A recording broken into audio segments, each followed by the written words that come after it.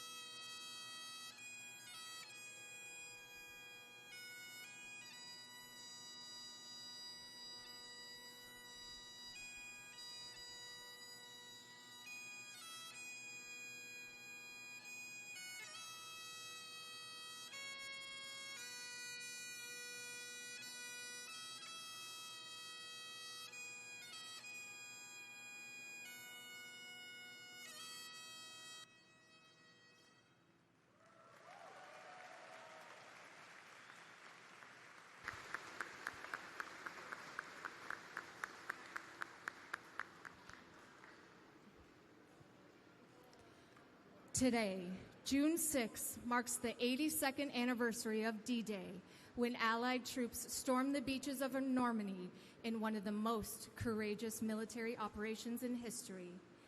This year also marks the 25th anniversary of September 11th. As we gather here tonight, we remember the 2,977 innocent lives lost on September 11th, 2001. The first responders who gave their lives in the rescue and recovery efforts, and the military service members who have made the ultimate sacrifice in defense of our nation in the years since. We now ask you to join us in a moment of silence to honor all of those heroes.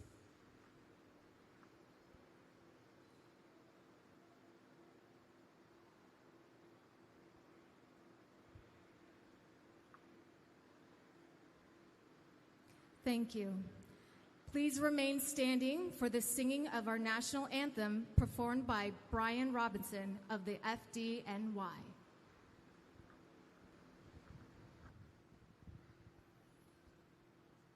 Oh, say, can you see by the dawn's early light what so proudly we hail at the twilight's last gleaming, whose broad stripes and bright stars through the perilous fight o'er the ramparts we watched were so gallantly streaming, and the rocket's red glare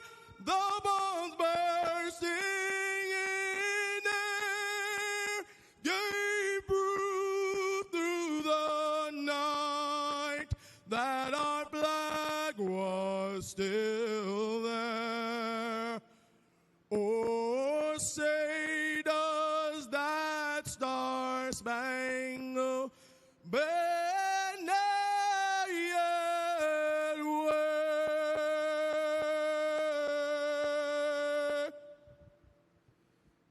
Or the land of the free and the hope of the brave.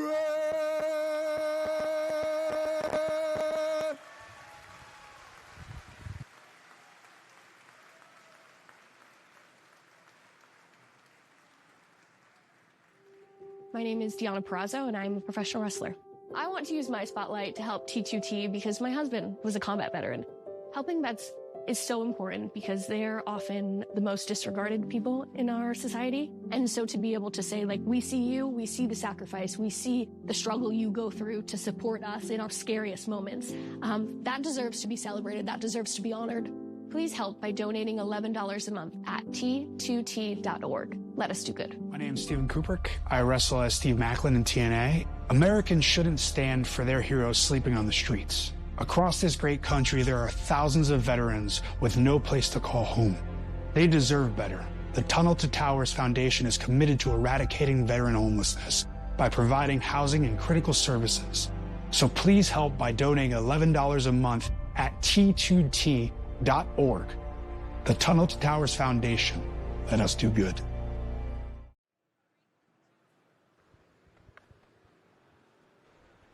Rahway, New Jersey. This is Battle for the Brave.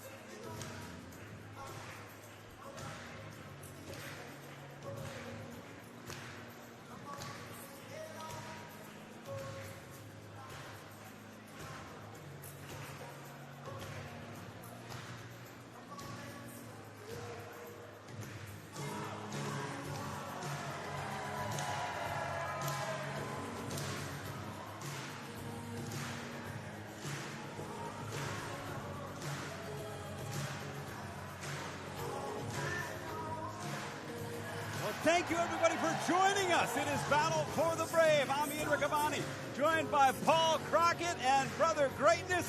Paul, what a night of action we have here tonight for you. And we're kicking it off with Rich Swann and Lionel Richie, so I'm a very happy man. But tonight, our main event, the verdict, head-to-head with the Hardy Boys. Brother, are you kidding me? Hallelujah. This is a beautiful event. Great options for every single match. Great cause, great situation. If it's not for Battle for the Brave. It is for Tunnel to Towers. The QR code on the bottom left is Rich Swann getting down here in Rahway, New Jersey, a historic home for professional wrestling. Of course, my background, Ring of Honor, the site of a great tag team clash featuring the Briscoes. What you know about Rahway, Paul? What you know about the Rahway Wreck. That's where we're here live, kicking things off with Rich Swann, a man synonymous with the world of wrestling, especially in places like this. So good for him to be back here, and what an opponent he has here tonight. Certainly does, Brother Greatness, tonight as Rich Swann getting down. It's almost like he was pointing at that QR code, encouraging folks to donate. Tunnel to Towers supports. Oh. Brother, you did that in the warm-up. That's right. It's what you need to do. You got to get rhythmic outside before you get into the squared circle. It's a beautiful thing. Well, and it is a hot summer night, to quote the great Meatloaf. And the action is going to be hot. We are starting off with a contest between two men that really defined what I like to call the X Division style, Brother Greatness. Oftentimes duplicated or at least attempted. Individuals try to replicate what these individuals have done. They consistently step up again and again. That's what you're talking about, Swann and the man that you're about to see shortly. And you don't have the style that you see today in professional wrestling on any level. The United States, Canada, Mexico, Japan, without this man, the Amazing Red.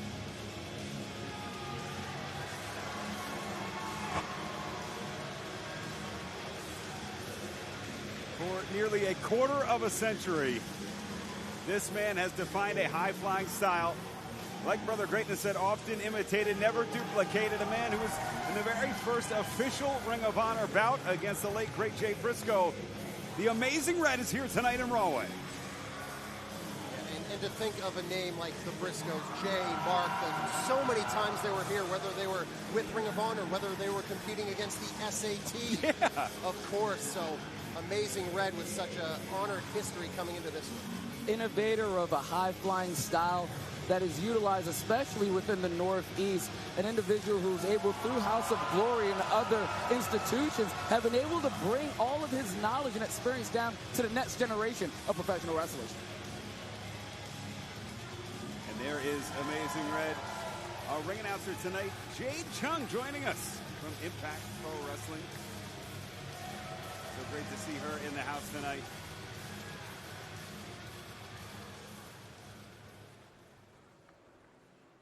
This opening match is sponsored by Polka Rotten Championship Wrestling, set for one fall.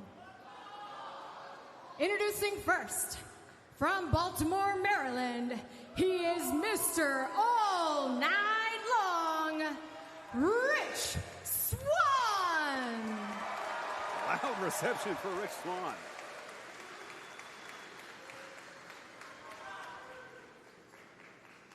His opponent, from Brooklyn, New York,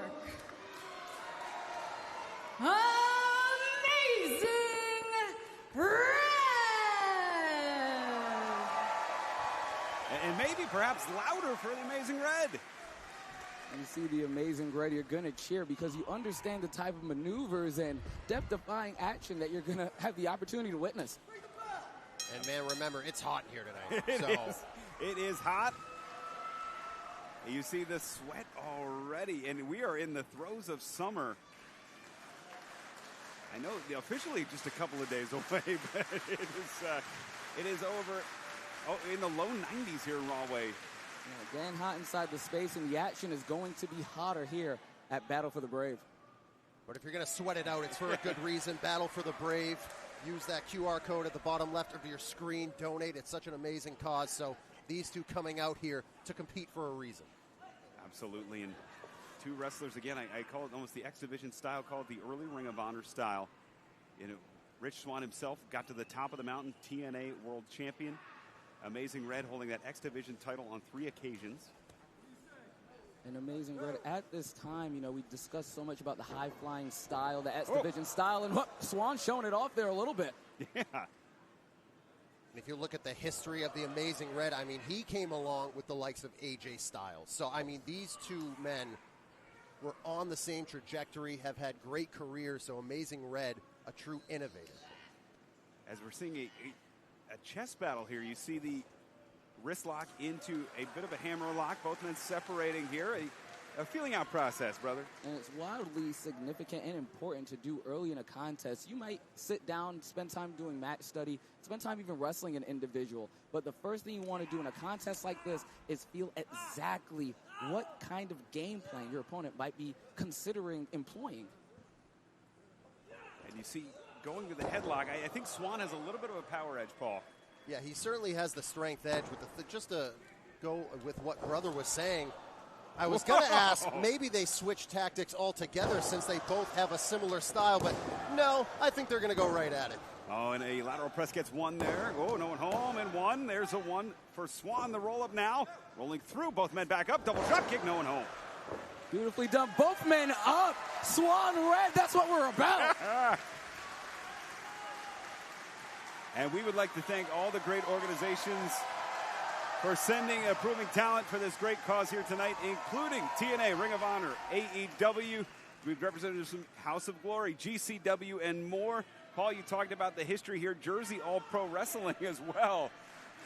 Yeah, you go back to the Briscoes against the SAT. They were early innovators in that DVD era of wrestling that you and I and brother, I still don't know how old you are, brother. You still haven't told me, but I know for a fact that we all came up in that same era watching these great talents over the years. So to be able to see it here up close and personal in such a legendary venue is really a treat. When you're dealing with professional wrestling trainees, these are the type of matches that everyone was watching. How do I work with the mat? How do I fly through the sky? And how do I execute arm drags like this? And Amazing Red up the ladder with a single leg drop kick, square between the eyes of Rich Swann. You know, we talk about it like it's almost a throwback, but let's not forget Rich Swann, Maple Leaf Pro, recently one-on-one against Ricochet, stole the show.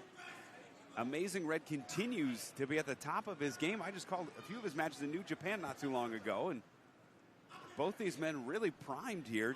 I think they have a lot to prove, Paul. Yeah, and the thing with Amazing Red is he is a trainer. He has trained so many great talents over the years, so he has that aspect to his game that he knows very well and can sort of use that to his advantage.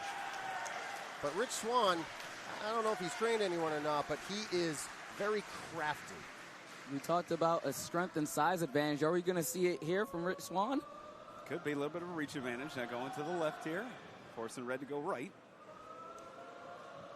Red trying to reach up. Oh,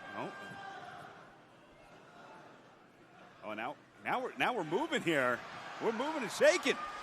See, that's why you warm up in the back like that. Look at the rhythm. Look at the flow.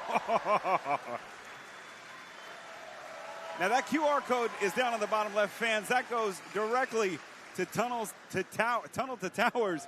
It does not go to the tip jar for that split we just saw from Rich Swann. And Red saying, no, this is a wrestling match. No, I know Red has the moves. He has the dexterity for a split. That's right. And he doesn't even have those cool dreads like he used to have anymore to weigh him down. I mean, he's lighter these days. He's lighter than when he was. Red, no.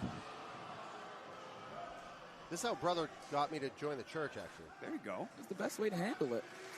Little step class, a little bit of fun. What? Oh, wait a minute. Hold on.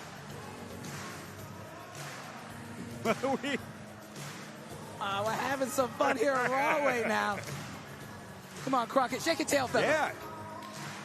I don't know. Okay, fine. Is Amazing Red going to dance in Rahway?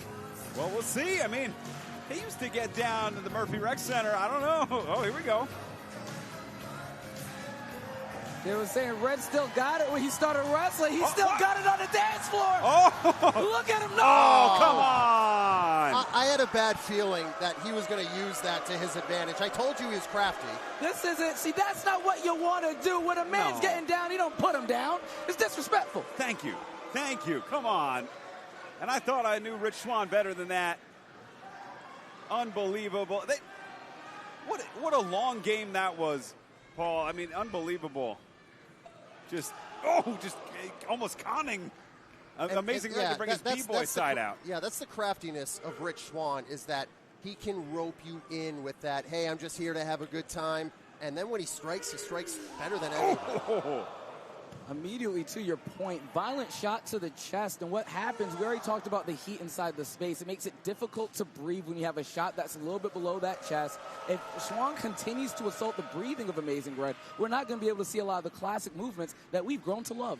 Absolutely. I mean, anything that involves going to the sky, Paul, involves the legs. The legs take up the most oxygen because you're fueling the legs with the air. If you're short of breath, you're not going to be able to hit those high-risk moves. Yeah, for the Amazing Red, that's the majority of his offense. Yeah. And if Rich Swann can take that away, Swann has that precision that he can use to his advantage.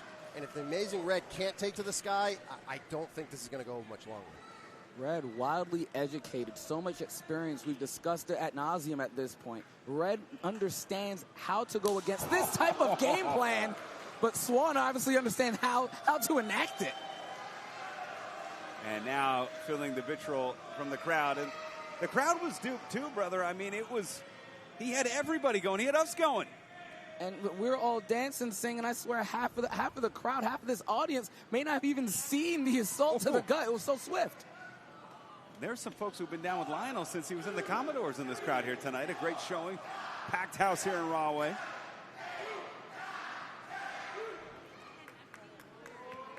Oh. And there, Red, after being assaulted, and note something, Swann took the time to put the left arm of Amazing Red out of the way. There was no opportunity for Amazing Red to be able to protect himself. That's experience on display.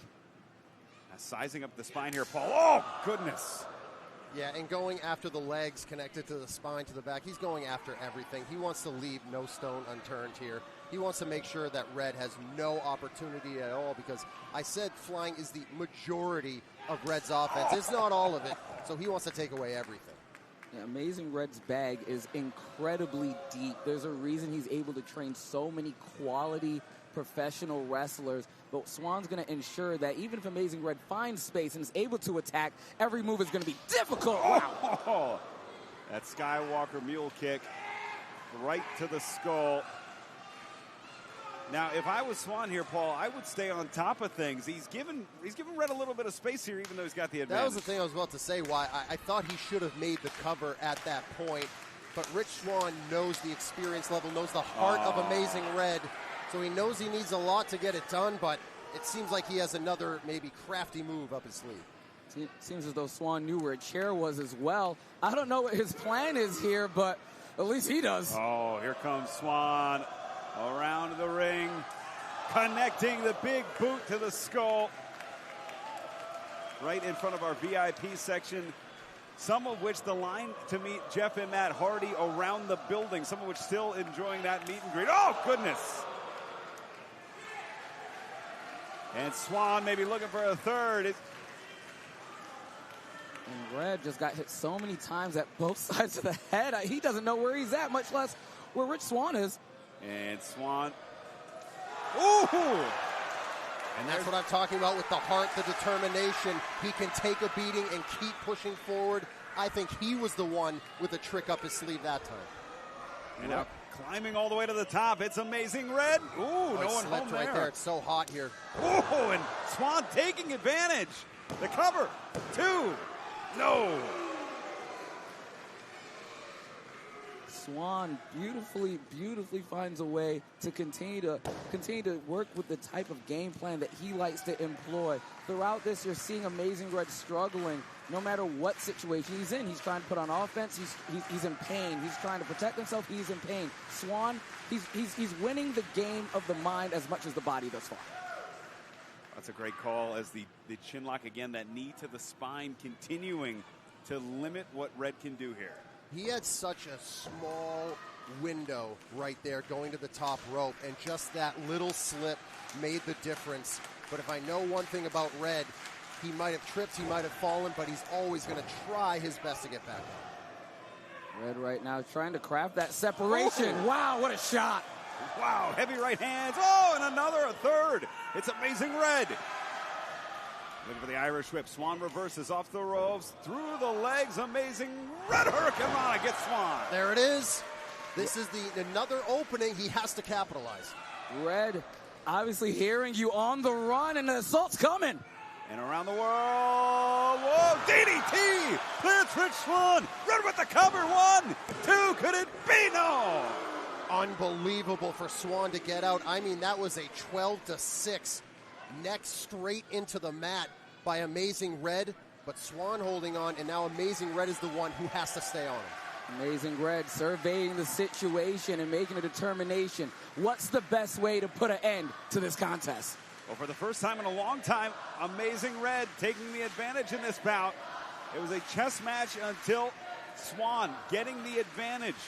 It is now Red finally with the ball in his court, Paul, and looking to make a move here. Swann ducks that kick, and another one. Swann showing what he's made of with precision. Like I mentioned earlier, Red certainly didn't see that coming. And here comes Swann. Rolling frog splash there. 1, 2, no. Swann understanding how to follow up on his previous offense, attacking that chest, right under the chest, making sure that the sternum isn't able to do its job. Swann has a goal and a plan here. He thought that'd wrap it up. It did not. And we're going to take another look here. Look at that. The rotation, Paul, into the DDT. 12-6, perfect call. Absolutely on point there with the DDT. And earlier in the match, we saw a meanness to Rich Swann that came out. Now I'm starting to see that go away as it looks like Red stays alive. Oh. And it's turning into desperation. It certainly is now. Both men trying to get their best shot off here, Brother Greatness. Red understands Swann's offense in that moment. Wasn't expecting that. Whoa! Wow! Rips him with the Hurricane Rana. Do it. Couldn't. No. Just two there. As Swann now going deeper into that desperation, looking as though he thought he had the legend Amazing Red put away, but Red showing why he has earned that reputation. Red's experience is kicking in. At this point, I think he's recognizing where he is in the match. He is the individual on the defensive, and now he's looking for that opportunity to strike the way that he likes to. Swann doesn't want to let that occur. What's interesting to me, though, Rich Swann, he's looking for those home runs like Paul mentioned. He's looking for that big move, to seemingly end it. He was so patient early on, Brother Greatness, and now is there desperation with Rich Swann as well? It's a mix of desperation and understanding. He has to stay on Red. He has to find a way to craft victory. I think he wanted it earlier. He's desperate for it, but his primary focus is staying on his opponent. Whoa. Whoa, nice shoulder tackle there. Sends Swann to the outside. Swann in trouble here. Wow! Big time by Amazing Red. He knew he couldn't wait. He had to strike, and that's exactly what he did. It's Battle for the Brave. That was very brave. Red flying out like a bat out of hell, almost went back to the back, working his way back up and trying to take advantage of the situation. Look at it. Now we'll take a look at the replay here off the ropes. A page out of Homicide's playbook, splitting that middle and top rope, diving through. As we're back to live action, Swann in trouble here. I was just about to say I had flashbacks to Homicide right there. Red from the top with the drop kick. And the cover, staying on it. 1, 2. And Brother Greatness, that's been the difference so far. When Red hits a big move, he goes right for the cover. Red understanding that. Red has been on the defensive for so long. As I mentioned, he's looking for those big moments, managing to get Rich Swann off balance to his back, trying to find a quick cover that can end this contest in a positive manner. You hear this capacity crowd coming alive. We are jam-packed. The Rahway Rec Center here, beautiful Rahway, New Jersey. In our opening contest, Battle for the Brave. It is Amazing Red and Rich Swann, as Red has Swann in a precarious position on that second rope on the inside.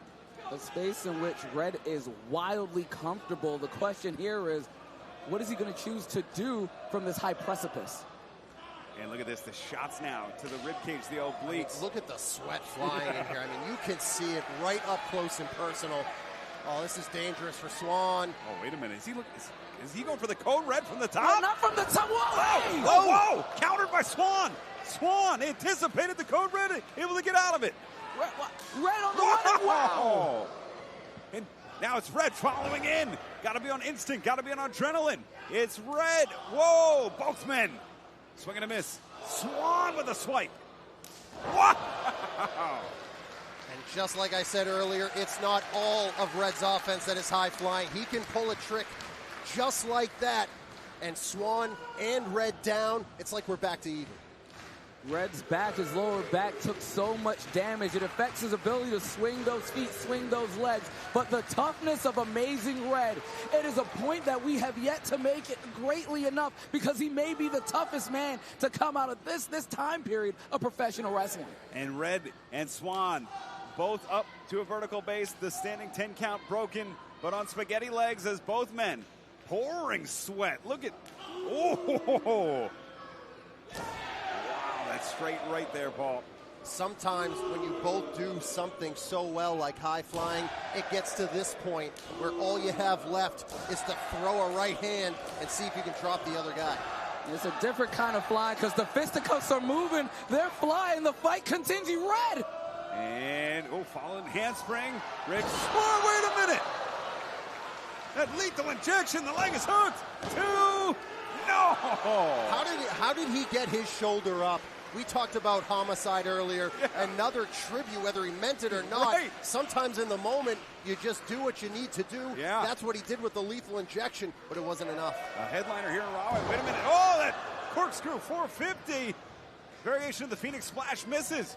It's red. Wow! A complete shot catches. Rich Swann, amazing red. Look at him put it away here. Going up to the top, red, far from finish. Front splash. Oh, he knows he needs a little more. Oh, he knows Swann has that reserve. Red creating that space after the splash and now contemplating what's the next best maneuver to utilize. Wait a minute. It's amazing red. Code red!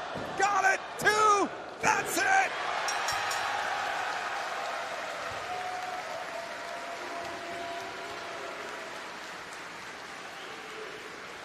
What a victory in our opening contest.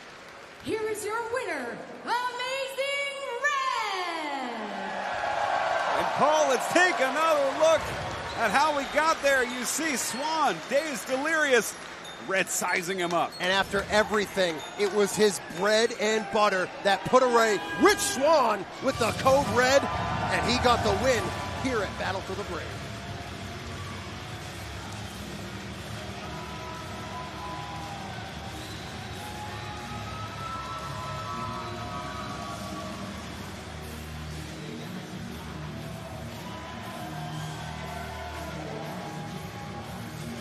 Big win. What a contest that was, Brother Greatness. What a way to kick things off. And fans, if you liked what you saw, QR code bottom left, donate now to Tunnel to Towers to support Battle of the Brave. What a match. Amazing red. Wow, what a spectacle once again. Rich Swann, we once again get to see what this generation of wrestling focuses on, what they're trying to get to, the ability to execute in such a fashion. And this is giving me flashbacks here. The outstretched hand we saw in the beginning. You know about this. Yeah, I certainly do.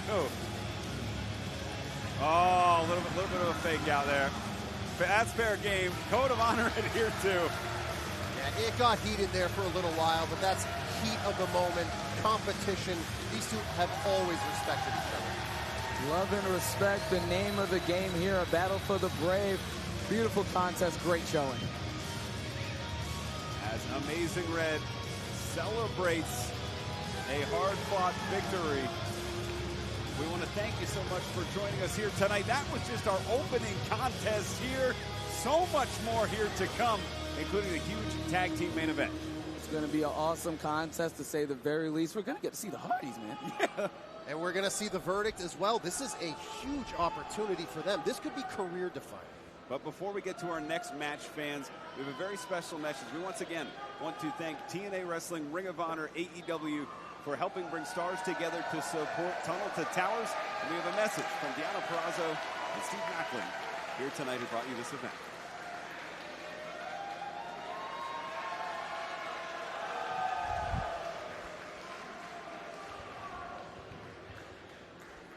This next match is sponsored by Pro Wrestling Junkie. It is set for one fall, and it is the Battle of the Badges. Well, I know this argument goes on within my family. Police department, fire department, who will reign supreme? We have a representative. The NYPD, a representative. Whoa. From Ocean City Fire Department. And things are getting a little witchy, huh, Brother Greatness? Oh, yeah, well, you have the witchiest professional you ever see wrestle, and Kaya McKenna, dangerous individual, and we're not only talking about her any holes. It's the spells, it's the witchcraft. She's all Halloween towned out. It's dangerous. And you want to talk about a phenomenal athlete as well. Has gotten into peak condition. So on top of all of the magic you speak of, Brother Greatness, when it comes to straight up athleticism, she can get it done too. I had a chance to speak with Kaya, a number of firefighters in her family, representing the Ocean City Fire Department. Now, I kind of tend to take to the fire department side myself. My grandfather, he was the fire chief, Fountain Hill, Bethlehem, Pennsylvania. But on the other side, we have someone who has both parents, I understand, Paul, in the New York Police Department. Your homie, the Nomi, Gabby Forza, representing here tonight. And brother, there aren't enough words to describe how great she is. Pound for pound, one of the strongest professional wrestlers you'll ever see or meet. Professional power lifter, former professional football playing linebacker, two-time championship winning. Your homie, the Nomi, one of the strongest, most powerful independent wrestlers you'll ever be around. And a force to be reckoned with here. And a great reception. Certainly familiar to the fans here in Rahway. Becoming very popular in the Northeast, that's for sure. Oh, there's the gnome hat. You gotta love the gnome hats. That's the kind of energy you get when you see your homie, the Nomi.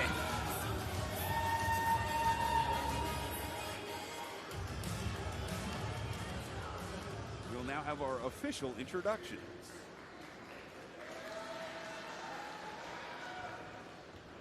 Introducing first, from Ocean City, Maryland, the conduit of karma, Kaya McKenna.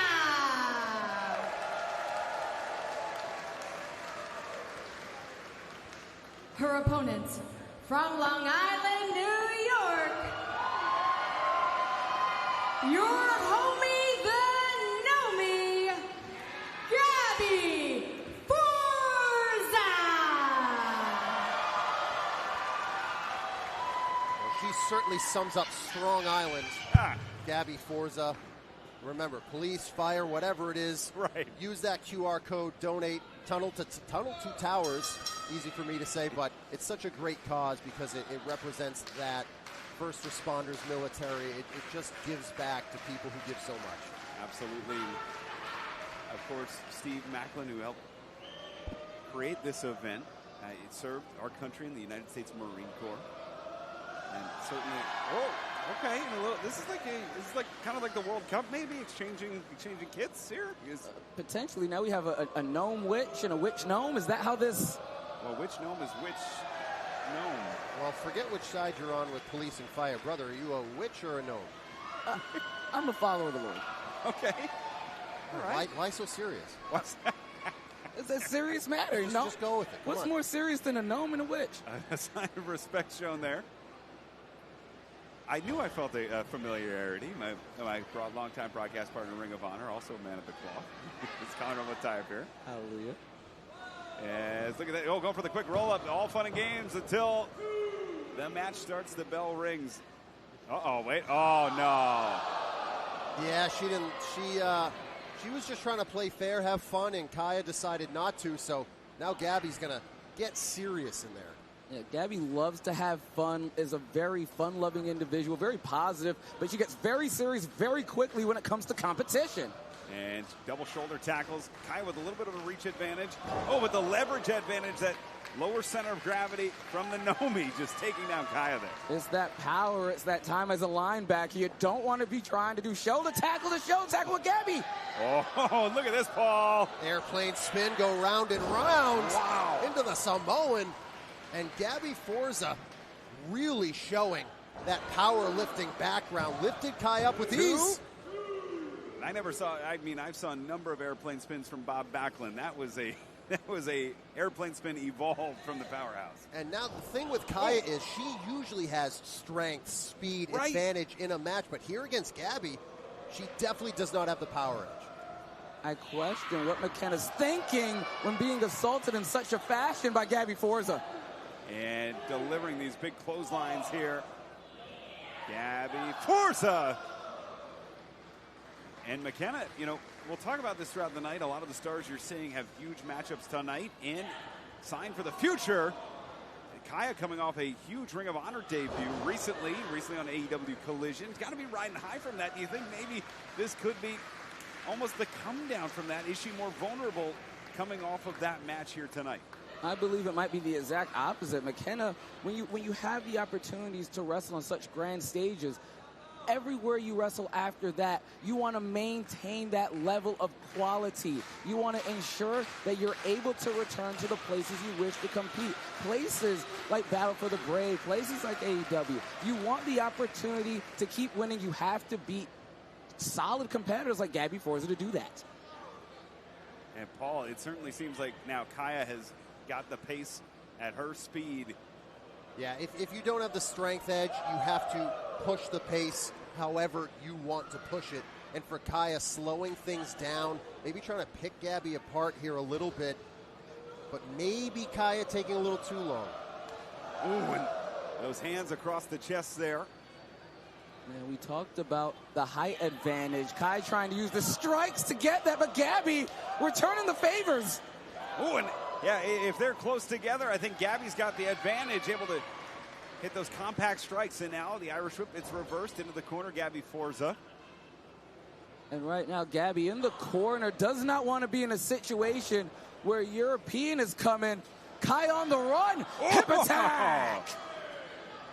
And this clash has been brought to you by Pro Wrestling Junkie. Pro Wrestling Junkie sponsoring this great match. Two count there.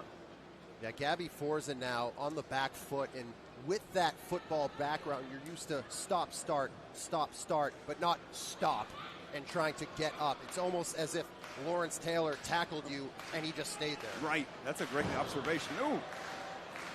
Gabby Forza is still relatively new in the realm of professional wrestling. Few years in, but so many matches against quality competition. She understands what it means to consistently fight an individual, to have someone having the upper hand and finding a way to get past it. But look at Kaya McKenna right now, just staying on top, not letting Forza get too far away. Watch out for that turnbuckle there. We have an exposed turnbuckle. Thankfully, the turnbuckle itself not fully exposed. Definitely a saving grace there for Gabby Forza, to say the very least. Trying to get away from what's definitely an uncomfortable position dealing with that turnbuckle. Rahway not too far from Long Island, from New York, representing that here today is Gabby Forza, so she has a little extra to fight for. Certainly does. Multiple members in the NYPD for Gabby Forza. Fun little twist here, and you know, it could turn personal. We saw that in Swann. You know, Swann versus Amazing Red, which was brought to you by Boca Raton Championship Wrestling. Cover here, one. Just a one count there. And right now, Gabby Forza, her primary focus is just trying to get away from McKenna. She's been all over her for the vast majority of this contest. And using the body scissors, an old school move with a new twist here, Paul. Yeah, sometimes what's old is new again. I mean, we saw what Rich Swann and the Amazing Red did in our opening contest, where they innovated a new style. But for Kaya McKenna, old might work. Wait, hold on. Two. And trying to bring it back to basics, because that's how you take a powerhouse down. And Forza with the big right hands, the forearms. McKenna into the ropes. And looking for the Irish whip. It is countered. McKenna, Forza off the ropes. Whoa, big clothesline there. And this is the steam engine. It's starting to fire up. It's starting to go forward. If she can get downhill here, this could be bad news for Kaya. And wow, Buzz Sawyer style power slam. 2-0. That's the space. That's the momentum that Gabby Forza wanted throughout the contest. She has it now. She's in the driver's seat, and I promise you, she's pressing down on the gas. And trying to get that clutch to get McKenna back up. McKenna back up to her feet, delivering the forearms. Yeah, and she's expended a lot of energy to try to keep Gabby Forza down. It looks like it's starting to wear on her here a little bit, so I think she needs a home run shot. This is the time. All the work you put in throughout the contest. You're looking for a benefit, but she gets it! It's the spear! Leg hooked! 2! Got it! Here's your winner, Gabby Forza! And Gabby Forza picking up a big victory against a very game Kaya McKenna, Paul. Unbelievable recovery power here from Gabby Forza, and that's exactly how she got the job done. It took just a roll through, saw the opening, and bang! Takes her down, makes the cover, and gets the win. Drives through, utilizing that bread and butter, splitting McKenna in half. What a beautiful win. Shout out to the NYPD. Yeah, NYPD picking up the Duke here tonight. But of course, everyone is a winner as we are supporting Tunnel to Towers in the battle for the Braves. Scan the QR code bottom left of your screen to donate. Sign of respect, post-grade competitors. And all your family is furious right now. I know that the fire department lost. The Riccaboni legacy in Fountain Hill in Bethlehem, Pennsylvania. They're steaming right now, Brother Greatness. Yeah, no, deal, right? Warm. Yeah. Well, fans, I hope you're having a lot of fun. I know we are here tonight. It's been a great night as we continue to head toward our main event, and I can't wait. The Hardys here tonight, Jeff and Matt. And we have a three-way tag team match to come as well. So you want to talk about tag team action, something that I've certainly loved all of my life. But it's a mystery team, brother. Yeah. Who's your pick? Who do you think it's going to be? We're going to have to look around real fast. Who's in the area? Yeah, Who could fly in? Well, that's what I'm thinking. I scattered. I mean, we know AEW was originally supposed to be the infantry. Captain and Carly Bravo. Captain Sean D. Carly Bravo. As circumstances out of their control, unable to meet it, AEW said, hey, we're gonna send an equal or better tag team here tonight. So we do know they've competed in AEW. We do know that you've seen them on television recently, but that's about all we know. It could be anybody. I might have a few guesses, Paul. I could never be a detective because I have no idea. I don't clue. either. You'd think I would know, but I don't. So I think you're hiding something. I'm hiding. Oh. It's possible. No, me hiding something. It's possible. The question really becomes, though, how do you game plan without knowing whom your opponent could be? Well, Saint and Sinner coming to us from TNA. We know that. And then the Shooter Boys, correct me if I'm wrong, they're the newly crowned Creative Pro Tag Team Champions. Is that correct? Yeah, you're correct. About 3 weeks. Yeah, the former Wrestling Open Tag Team Champions as well. They've had some high-profile tag team matches in just a short amount of time. They're still relatively new, but their experience already is incredible. But they were probably planning for the Captain Sean Dean and Carly Bravo, former two-thirds of the ROH World Six-Man Champs at Shane Taylor Promotions, both who had served our country. I'm wondering who this is going to be because AEW, Ring of Honor, the tag team ranks are deep, deep, deep. So it could be any number of 20 teams that could be here? It's a very long list, but if I'm the Shooter Boys, all I'm thinking to myself is what brought me to the dance? Yeah. What do I do best? Well, fans, we are ready to get back to action. A triple threat tag team bout coming up. The following is a three-way tag team match set for one fall.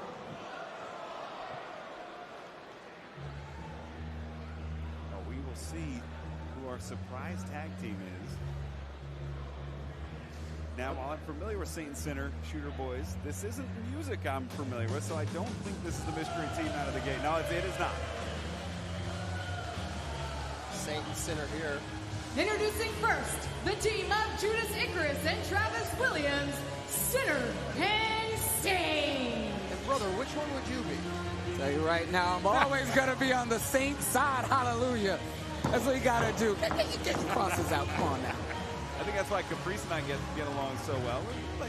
You're the Sinner? No, Ian, what have you been up to?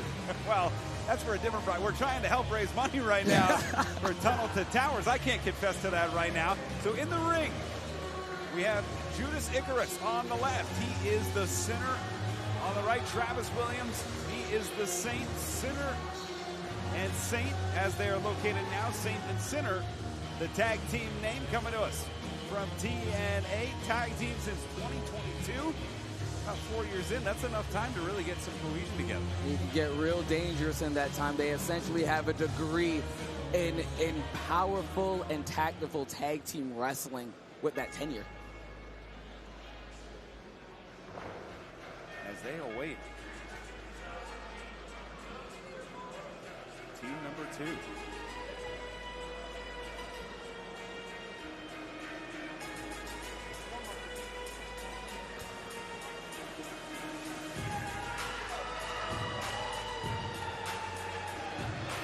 Next, the team of Aaron Ortiz and Anthony Vecchio, the Shooter Boys.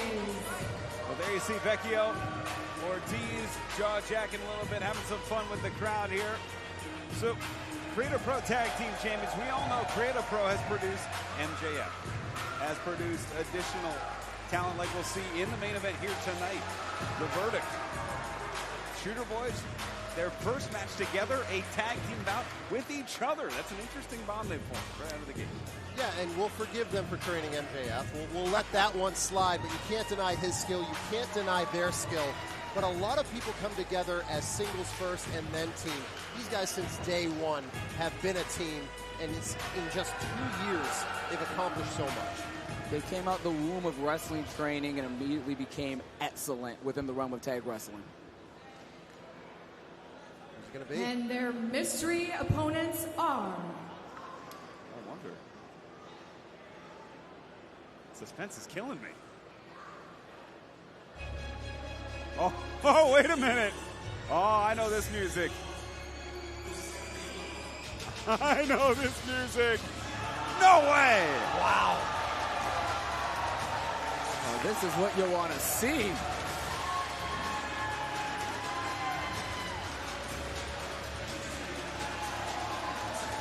From Dayton, Ohio, the team of Myron Reed and Desmond Xavier, the Rascalz. Coming off some huge wins in ROH. Some big-time appearances on AEW Collision. The Rascalz in the house. You want to talk about innovators on their own, but together as well, whether it's a trios, whether it's tag team.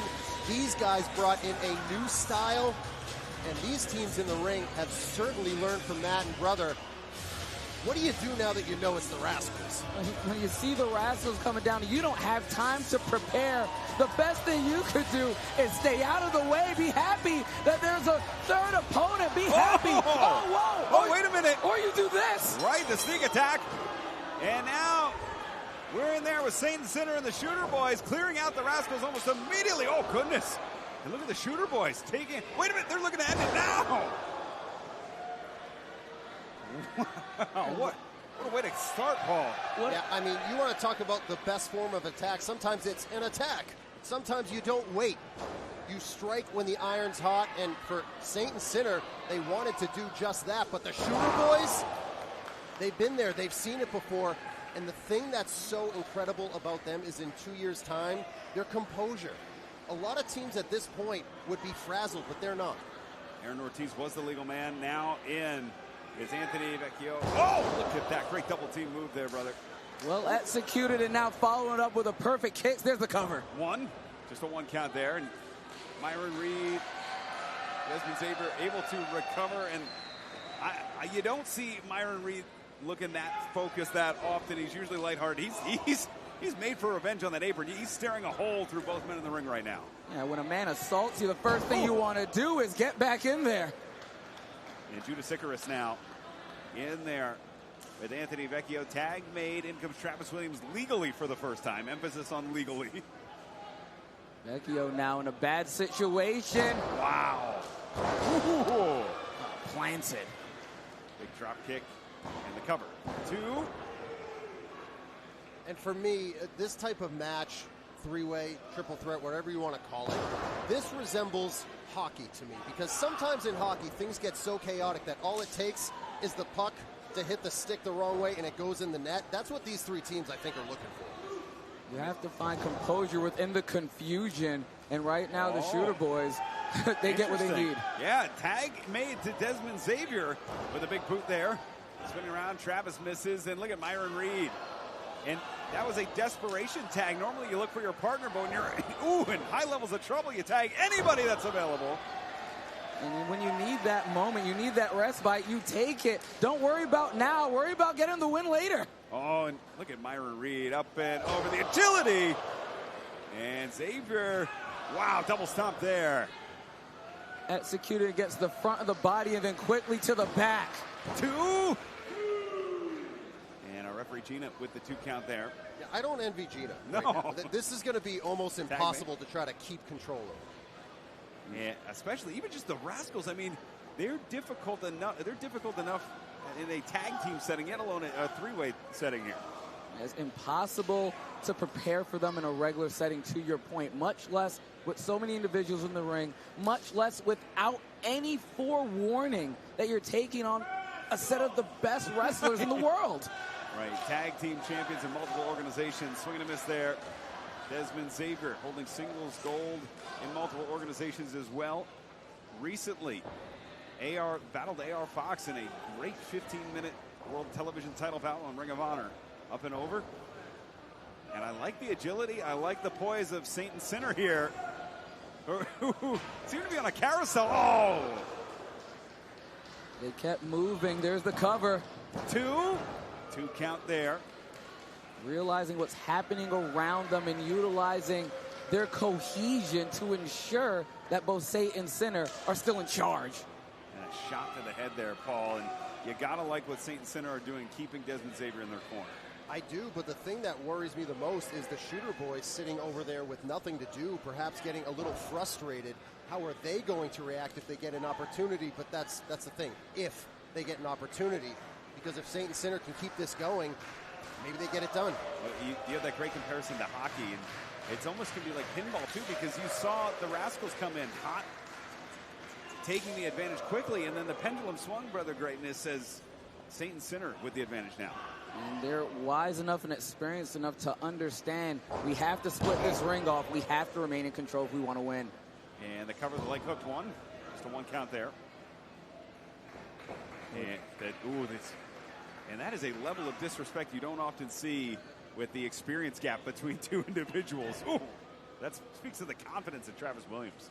And it's just beautifully done, and that's what's so significant as an athlete. You have to remain confident. Whoa! Oh, almost made the tag. Travis Williams splitting things up. Icarus set down. Williams swinging a miss. And Desmond Xavier makes the tag. And having to make a tag to someone who isn't his partner because he was so overwhelmed. And now Vecchio going to work here. What can he do? Oh, look at the power of Vecchio to get out of that gory special. Shot to the midsection. Kip up. And Vecchio there. Vecchio not finished as of yet with the lift. Oh, look at that high angle German instead. Williams able to get out of it. Ortiz the legal man now. Boot by Vecchio. It is Williams who's staggered. Ortiz, oh, the stunner into the high German. 1, 2, into the bridge. Perfect angle on that German suplex. Immediately decides to utilize that bridge and refuses to let go. And Williams trying to get to the ropes. Wow, again. Just tossing Williams around, who is well over 200 pounds. And the Shooter Boys can fly, but they are going to rely on their amateur background, as you can see right here. And I think that could be something that gives them the edge here in this matchup. And tag made as Judas Icarus, ooh, with Ortiz up. Wow! Never saw that in an amateur match. No, cover. 2, no. Ortiz in a terrible situation. Understanding that at this point he needs to get out of that ring. His partner's still on the apron, wants to specifically get a tag to Vecchio. As Judas Icarus now unloading and driving that kick pad across the jaw, almost into the windpipe there, Paul. And Saint and Sinner were focused so much on the Rascalz.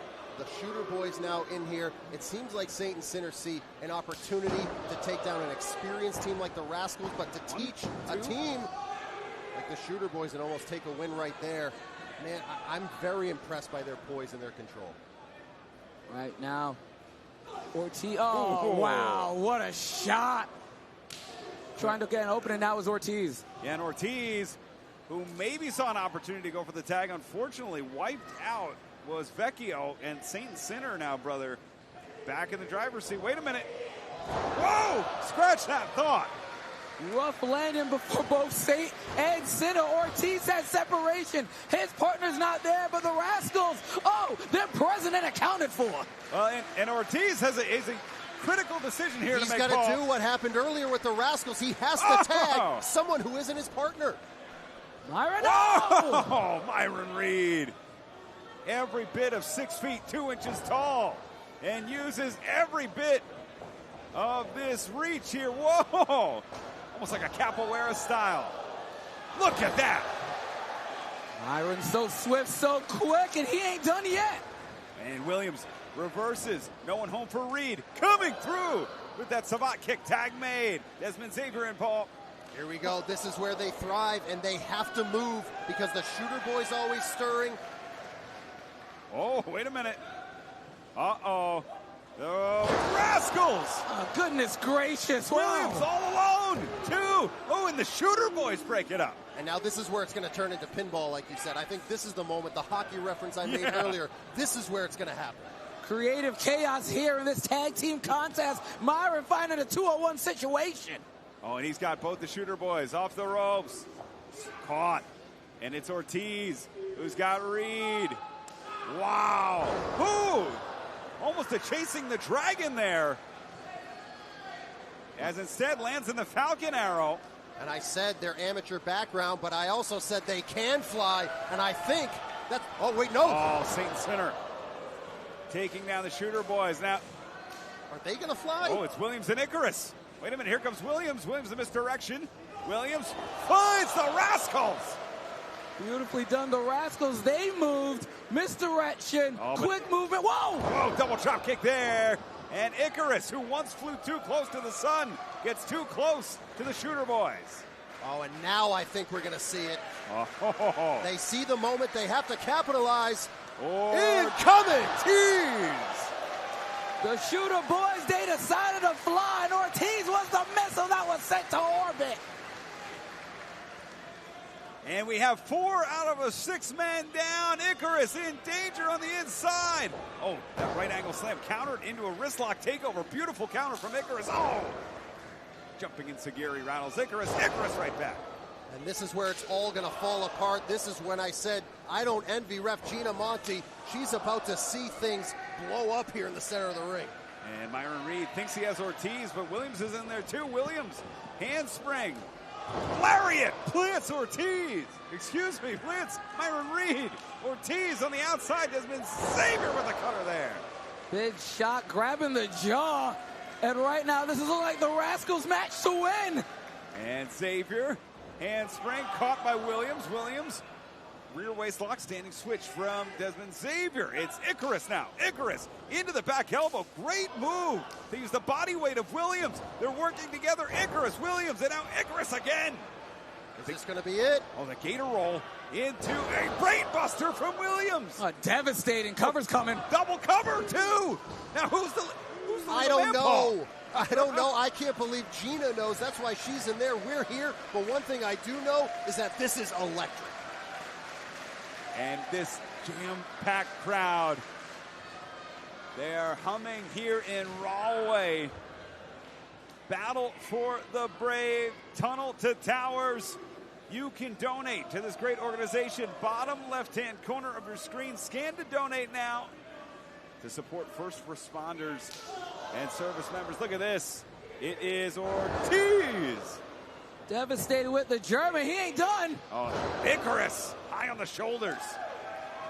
Right back at you. Here we go. Ortiz is going to try it, but no, Icarus again with the save. Oh, we know. Oh, Ortiz. Oh, my goodness. We got a BOGO 2-for-1 special. Ortiz, he's saving. But can he find Vecchio? Wait a minute. Vecchio tagging himself in here. They're going to try the blockbuster. If they can hit this, it's a wrap. Got it. Williams in trouble. Oh, no, he was able to get out. And wait a minute, did Vecchio tag Williams? Oh, Myron Reed! Myron Reed! Unreal, but that leaves Xavier, Paul. Xavier! Here we go. Ducks it. Wow! Unbelievable! Got them both down, and Vecchio's in a bad, bad way. And Reed all the way up top. 450! And here comes Xavier. Xavier connects. The Rascalz, the double cover, 2. That's it. They got it. Here are your winners, the Rascalz. What a tag team bout. It was anybody's match, brother. All of the consequences of conflict showed themselves. The puck made it in the goal, and it was for the Rascalz. Here we go, going to take to the sky on the 450. And as if that wasn't enough, here comes more. And that was a wrap for the Shooter Boys. The Rascalz get the win. Well, and I'll tell you what, a great effort. It was great to see Saint and Sinner and the Shooter Boys. The Rascalz had a little bit of an advantage, not only the experience edge, brother, but also they were the wild card in this match. They were tested, they were taken to their limit, but ultimately able to persevere here tonight. Mystery manufactured victory is a beautiful thing to see. And what an encounter. All hits, no misses here tonight. Battle for the Brave. And we want to thank you so much for joining us again. You see that QR code, the bottom left hand of your screen. That's your way to donate to support Tunnel to Towers. And after the matches we've seen, why wouldn't you? I'm exhausted. I can't even imagine how they're in there doing that. I'm here exhausted. So it's been an unbelievable night. A-level athletes doing what they do best and doing it for a great cause. And fans, we have some information for you about something called produce. And I'd love to hear more about it, and I think you would too. It's unique on a boxer, because even when you're getting better, you're still getting punched in the face. This is my dream. This is my legacy. You know, this is what I want to do. When a fighter wins, we win. When a fighter loses, he lost. The doctors told me simply, you're not going to walk 100%, and you're definitely not going to box again. Every day is life and death with that job. 1 minute, 1 second can change drastically in someone's life. Seconds count.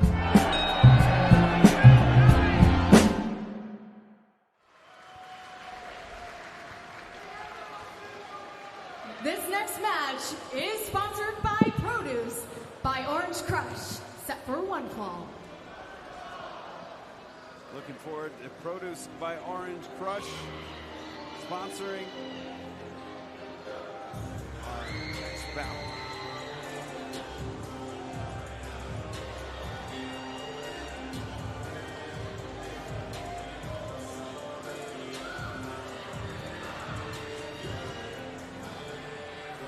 Introducing first from Marlton, New Jersey, born better, David Goldie.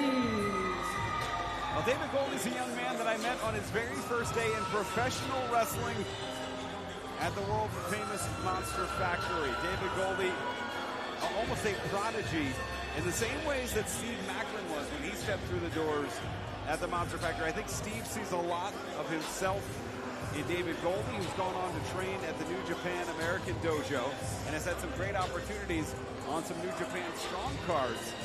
David Goldie, a more traditional wrestler, strong and lanky. Goldie always states to be born better, but can you handle taking on an individual who's simply a prodigy? Some say he's a prodigy, some say he's simply the finest. Marcus Mathers is here, and when he enters the building, the electricity is right behind him. That essentially power anything where you have Marcus Mathers on the scene. His opponent from Philadelphia, Pennsylvania, the finest, Marcus Mathers. And the Philly guy, so I know who you're pulling for here. Right. Well, this really pulls at my heartstrings, right? I mean, David Goldie's a guy that I met 18 years old, trying to break into professional wrestling. And then you got Marcus Mathers, who is becoming quite the international star. He's got huge matches coming up against Joey Janela and an event to honor Jeff Cannonball in his fight against ALS. And then he's got a big match against a man he's looked up to, Leo Rush, who's been making waves. Blackheart, Leo Rush, in Ring of Honor AEW. So to me, you'd think maybe I'd be rooting for Mathers here because he's the Philly guy, like the powder blue, but I'm torn. Yeah, wearing the Mike Schmidt Phillies colors here tonight. But, yeah, I mean, you were there last night for Leo Rush and Marcus Mathers at Beyond Wrestling. So, I mean, he's had so many marquee matchups around the globe, just recently returning from Japan as well. So a lot of people would rest on their laurels if they're getting opportunities here at home. But he said, I want to be the finest everywhere. Marcus Mathers does not know how to rest. He only knows how to test his limits. He only knows how to keep fighting, get closer to his dreams. That's why he's a prospect that has been ID'd. That's why he's an individual that keeps finding ways to win. That's why he's an individual who becomes a champion, and that's where you're going to see the fight of the finest tonight. So you like Marcus Mathers is what you're saying with that energy right there. Maybe a bit. Maybe a tad bit. I feel the same. I just don't have the energy that you have, Brother Graves. Well, we all have our favorites as we are kicking things off here. Who's your favorite Philly of all time? Favorite Philly? Shane Wow, the Flying Hawaiian. Flying Hawaiian. Okay. Wow. Although I will be assisting coaching with the great Steve Carlton.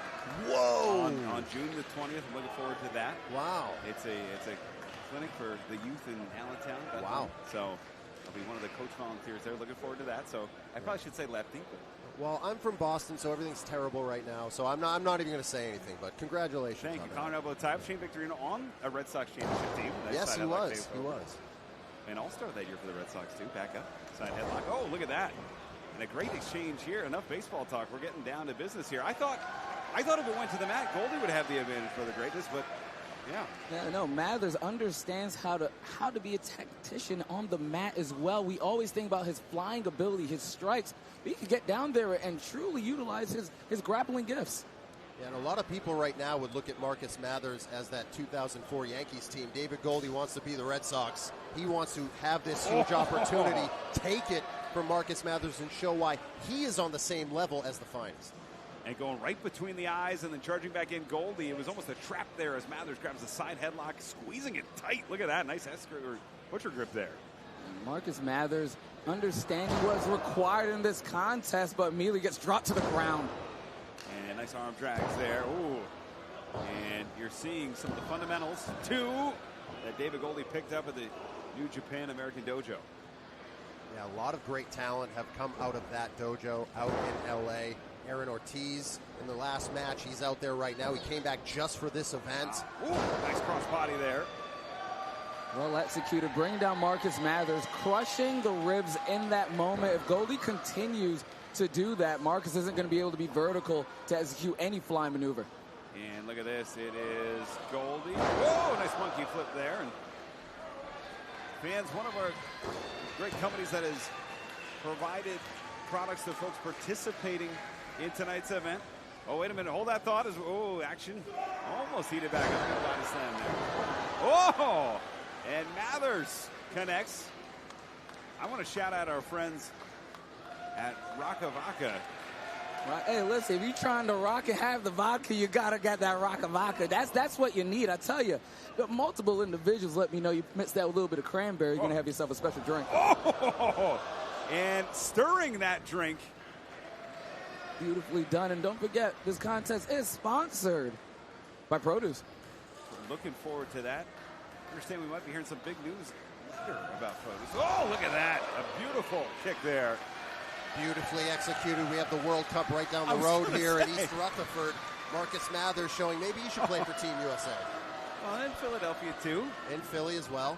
Ivory Coast versus Curacao. I know everybody's looking forward to that game.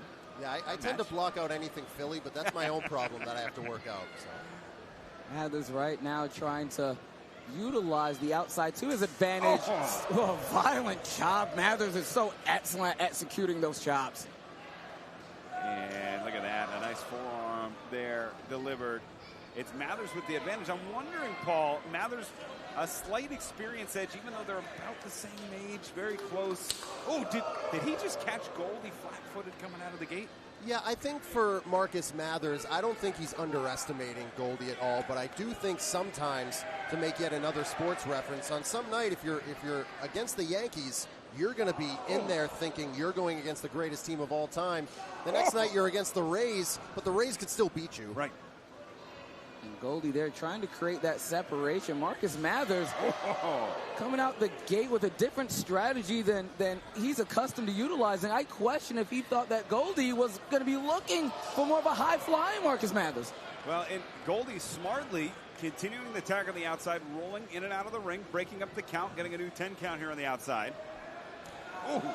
Mathers, if he keeps getting assaulted like this, I mean, he's going to need to come over here, get some of the Rocka Vodka. He's going to need to calm down, relax a little bit.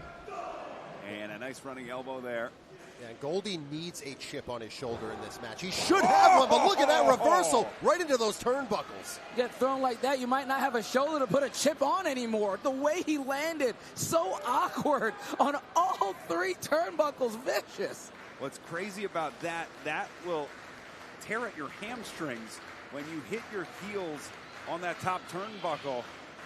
And let's see that again. Watch the impact here as Goldie looking for the suplex instead. The hamstrings, Paul, that forces the legs to go in directions they're not supposed to go. Oh! And Marcus Mathers looking to follow it up right there, makes the cover. Two count there. Yeah, but trying to chop down that tree, as it were Marcus Mathers, but that was on instinct. And that's the thing about Marcus Mathers that you don't realize until you're a little deep in your career is a lot of times you don't plan things. You just get it done when an opportunity presents itself. Mathers like a piece of iron from the beginning of his career. This is a young man that would take 1 week and wrestle 4 times in 4 different states against 4 different competitors within his first year of professional wrestling at a time that people simply didn't do that. That's why the instincts are so powerful. And the big back elbow certainly has put on some size here. 1, 2, just a 1 count. And it's been for function here too, Paul. He's gotten muscularly bigger, but it's all working for him in moves like this. It's working in a great way, and for David Goldie, this has to be incredibly frustrating. Not even a start-stop. It's been just all foot on the brakes by Marcus Mathers to Goldie. And at what point does he just say, I got to try something desperate? And a front face lock here with the body scissors locked in, Brother Greatness. Mathers utilizing, to your point, that size, and this was a decision that he made. Oftentimes when you have rookies coming into American football, defensive ends or what have you, pass rushers, the question is, can they put on the weight to stop the run? Marcus is utilizing the size so he can run later. Oh, look at Goldie, though, the power. Ooh, into a suplex, just raw strength from Goldie. And it's even more impressive to pull that off considering how hot and humid it is in this room and the sweat pouring off of Marcus Mathers and Goldie. To be able to do that, unbelievable core strength, unbelievable strength altogether. But can he muster the strength to start this comeback? And nice back elbows here as Goldie catches the right and hooks in Mathers. Beautiful Northern Lights with the bridge rolling over. I like that decision. He saw something he didn't like, and he made an immediate decision to go to something else, Paul. And now having to adapt, Marcus Mathers looking for some separation here. He's the one who needs a breather when David Goldie was the one trying to catch his breath. Goldie going to the no. Oh, and again, Goldie, that smart, quick decision-making, Brother Greatness. Understood what he needed to do there as Marcus started to get out of dodge. Goldie not allowing it. And Mathers sent back in. Goldie staying on top of it here. These ropes are a little slick, as you see the humidity in this great venue. I mean, it is a hot summer night. It is over 90. Oh, the stunner. Now he's wobbly. Oh, and a variation of the Blue Thunder. 2, could it be? No. And good on Goldie managing to explode out of a straight stacked up hitting situation. Marcus Mathers now asking the question with Goldie in the middle, what do I do now? Well, it's a dichotomy, Paul, because you saw the quick decisions from Goldie earlier, but Goldie's resilience has left Mathers stumped a little bit here. It's just been overwhelming, and that's why Marcus Mathers, I said, he brings that energy with him. He is electric and looking to strike from the top here. I think if he hits something, it's over.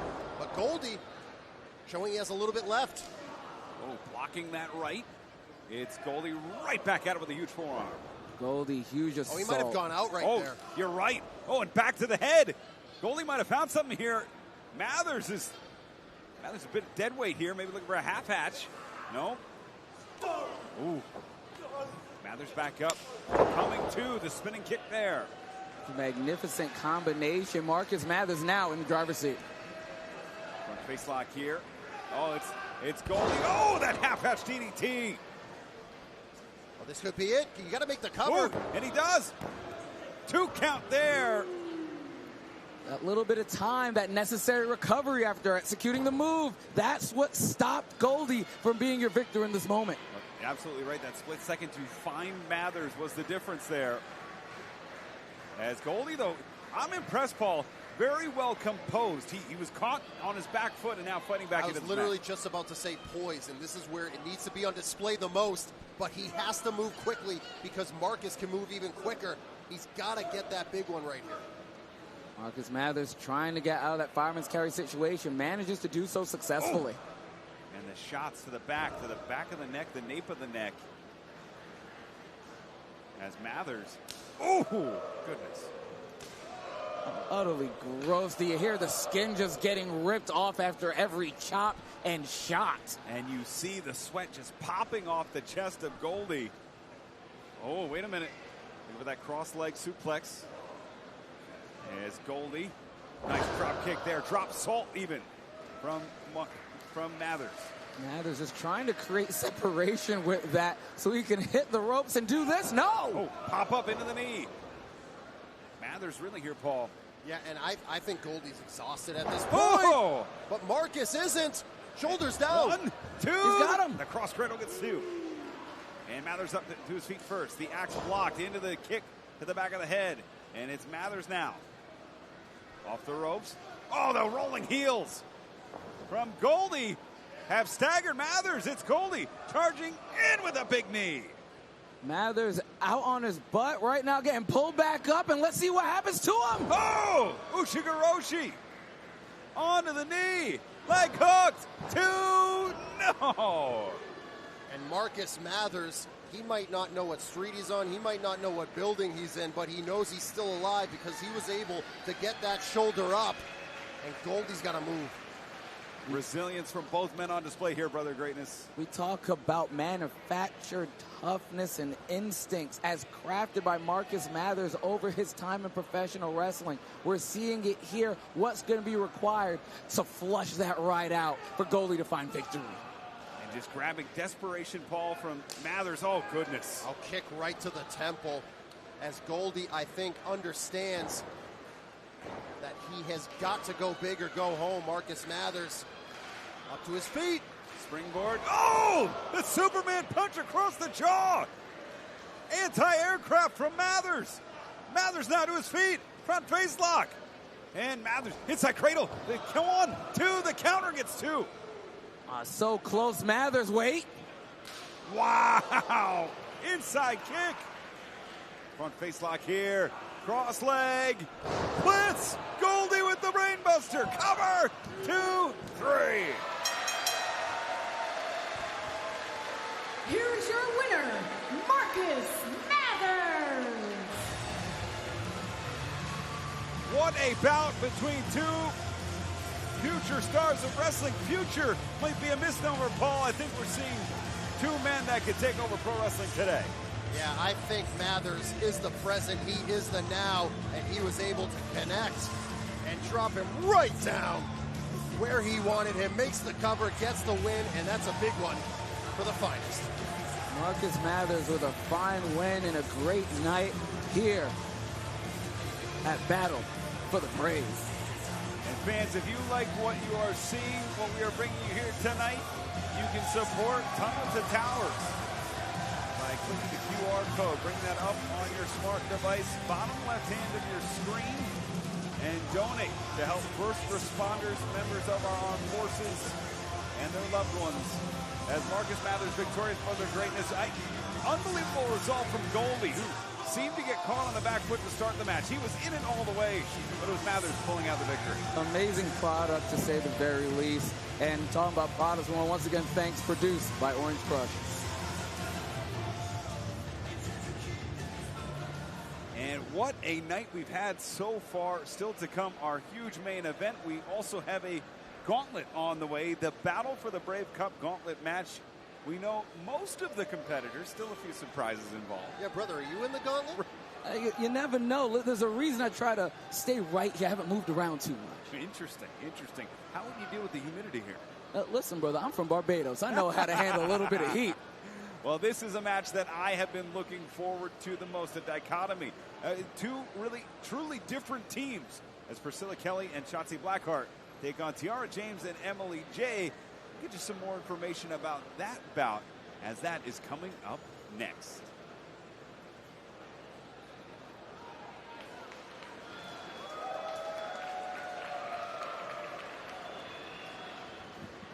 The next match is sponsored by American Design Fences and is a tag team match set for one fall. We want to thank American Design Fences for the next contest. And really, it is an exercise in, you know, as with a 9-year-old and a 7-year-old, you see kids start to grow and develop, and they kind of find their own way with their own sets of friends. And when I first met these 2 competitors. Introducing team number 1, first from the top of the top tier, Tiara it was almost a Mean Girls vibe. I mean, Amanda Seyfried's from 4 blocks away from my house. Yeah, I know Tiara very well. She's very mean. I'll just say it. Listen, you can feel free to say that, and with the knowledge that Miss James will be hearing this at a later time, I'll never call Tiara James mean. I'll simply say that she focuses on what's truly top tier. Top tier indeed. It tells her opponents, welcome to the top tier. And the thing about Tiara James, from her entry into professional wrestling, she always wants to ensure that things were done in the best way, the best quality gear, the best quality trip, the best quality opportunities. She's flown out, she's driven, she's manicured and pedicured, and the highest regard. Even the mirror is worth thousands of dollars. That is what Tiara James is all about. How would you know that? I was informed. Okay.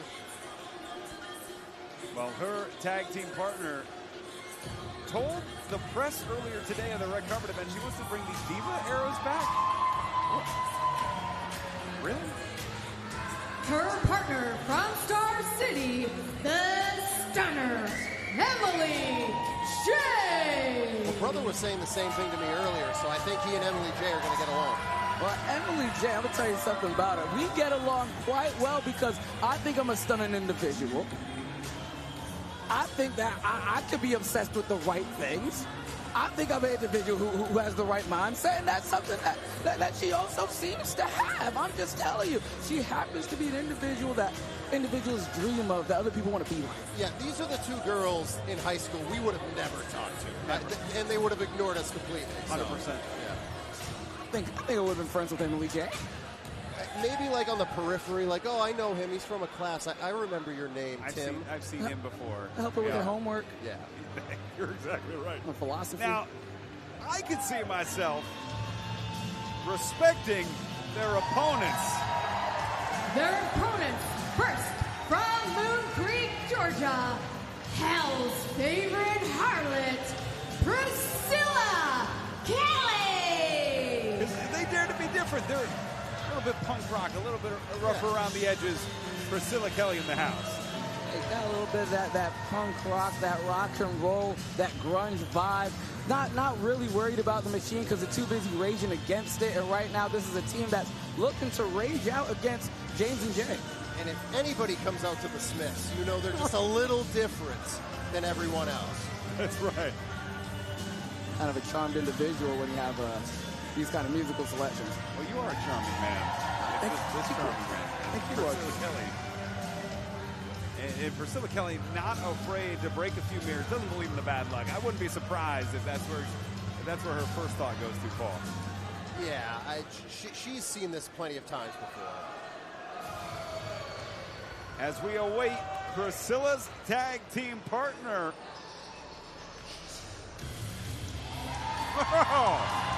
Her partner from Oakland, California, the ballsy badass, Shotzi Blackheart. And you talk about one of a kind, brother greatness. Shotzi Blackheart is a true one-of-one. Shotzi Blackheart has consistently wrestled in the most exciting places professional wrestling has to offer. An individual that is of the highest caliber of professional wrestling and also has a strange mind, a different person, a different competitor, and it's something that's difficult to plan for. Unorthodox, unpredictable. Shotzi Blackheart, who Paul often comes to the ring in a literal tank. Yeah. Yeah, I was just about to make a reference to her being that cool girl in art class. But she always has creative and different ways of expressing herself, including a tank. It's an artistic choice to say the least. I'm not too big on the graffitis, though. Maybe some different kinds of arts, a little painting, watercolors. And this is definitely a Mean Girl scenario right here, now that they're all in the ring. See, I thought I was the square one. I love graffiti. There's great art. And here I thought I was the one. I thought I was the uptight one of our trio here tonight.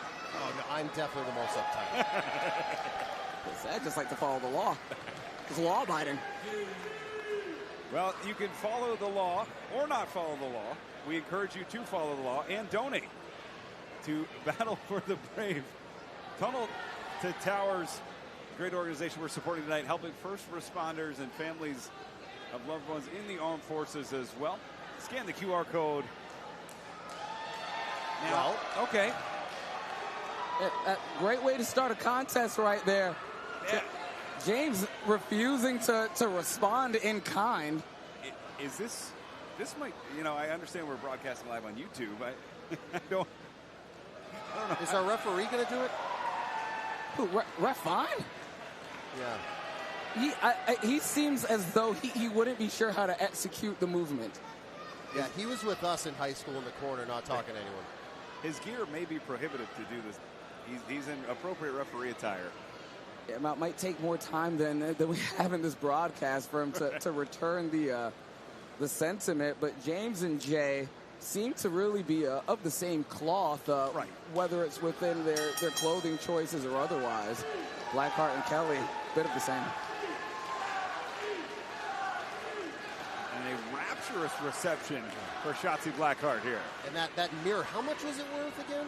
I was told thousands. Okay. Well, she's having a hard time parting with it. Is it an antique? It may be. Sometimes back in the day, they used to make things that you can't make them out of anymore, like elephant tusk and things like that, which we don't encourage. Well, the bell has rung, by the way, right. So Tiara might need to pay attention a little more. Was it a top-tier bell? These are the questions you have to ask with respect to James, and that's a top-tier response to Shotzi. Enterprising journalist want to know, right? You find out. Yeah. Top tier to the middle rope and not being appreciated.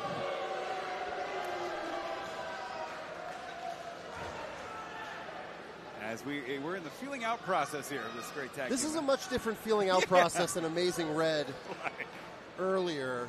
Some psychological games, I think, from Tiara James, and maybe that's a slight sign of the insecurity. Shotzi with the almost decade of experience for the greatness, and Tiara James not as experienced, maybe using this as maybe a shield, maybe a projection to try and get Shotzi off her game.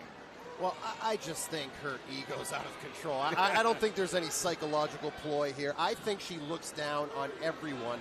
I think she even looks down on her own tag team partner, but she is going to have Emily J help her out in her endeavor to win here tonight. But that's just who Tiara is. I mean, you know that, bro. Well, Tiara James, I've spoken to her about this. She only looks down on people because she's at the top of the top. It's just part of the situation. It's not intentionally done. I don't think she minds it. Are her rankings published like Pro Wrestling Illustrated, or where do we find Tiara's top of the top rank? You have to go to a university. You have to be in the university. Go to the library. There's a section in the legal forms. You have to pay for the subscription. It's a whole to do. LexisNexis. This is check more in high school. Wait, are these the fans or my inner thoughts? What is this? Because I don't like these tactics at all. Call me traditional and old school. I just want them to go in there and tie up. Nice Connor will tap into the side headlock, and this is why I thought it might be a display of almost insecurity, because Shotzi right away with the side headlock, wrenching it in here. One. James, the minute she tied up, immediately ends up on the mat, shoulders down, and you might have a very serious point. Right. Well, we tend to do things when we're out of our comfort zone that are unusual or things you don't see often, and I don't. Oh, wait a minute. What was that? It was those earrings, $7.50 a piece. Hoops. Are you using AI right now to figure out how much all this stuff is? Nice arm drag there. I asked questions. This is the information I received. I'm surprised she even talked to you. Yeah, I was a little surprised too. She was looking at her phone the whole time. It was a whole thing. Oh, Shotzi around the world. Oh, that Tiger feint kick connecting.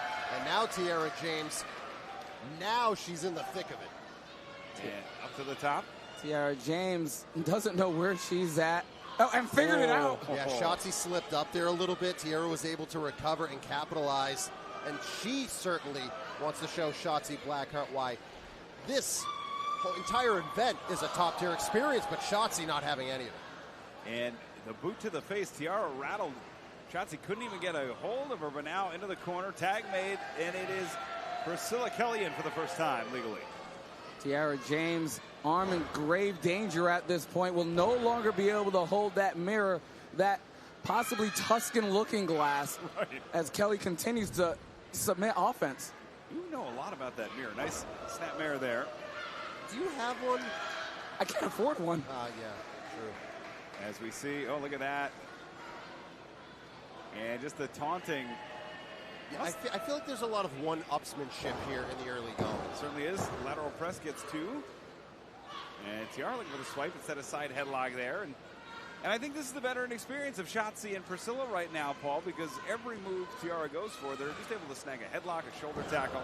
They've had a lot of bright lights shining down on them in their career. So Battle for the Brave, this is a big event. So they're not going to be rattled in the early going. But Tiara now making the tag to Emily J. Let's see what the stunner can do. And Emily J., who enters most matches with a decided height advantage, a decided reach advantage. Ooh, but gives up the wrist lock in the counter there. Tag made back to Shotzi. Seeing Shotzi and Emily J. in the ring for the first time together. Jay with this big swing, trying to use the advantage to your point, not working out thus far. A sling blade bulldog there, tag made. And even though they have their own unique personalities, they are working together so well here. And look at that combination. Enemy of my enemy is my friend. And right now, these two individuals, here we go. Oh, Priscilla into the corner. Well, she wanted the Diva era back. There you go. Rough situation. Emily J. noted as every man's dream and too hot to handle, being handled here with the cover. And only 2. And she may be in the middle of a nightmare right now as Priscilla Kelly gets the advantage once more. To shout out our friend Sean Waltman or Genuine. I guess you can shout both out. She was riding the pony a little bit there. I'm going to leave that one to you, Ian. And into the corner. Up and over. Oh, and Shotzi. And Priscilla. Oh, that was a ruthless fall to the mat and to the floor as Priscilla and Shotzi. Wait, hold on. Oh, that's a smart move from Tiara. You call that top tier, brother? Oh, come on. Oh, that is not what anybody wants to see.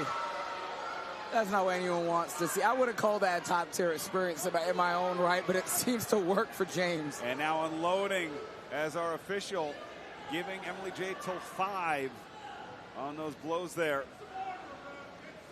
And Jay here. Oh, DDT. Straight skull to mat. Cover 1, 2 to count only. And Jay now grabbing at the neck. Preparing now to tag in James, trying to ensure that this side of the ring is where all operations are had. And Shotzi driven into the corner. Shotzi in trouble now. Tiara James. And I respect Tiara's game plan here because took her lumps and was able to kind of get the mental advantage back, Paul. And now Shotzi in a bad way in the neutral court.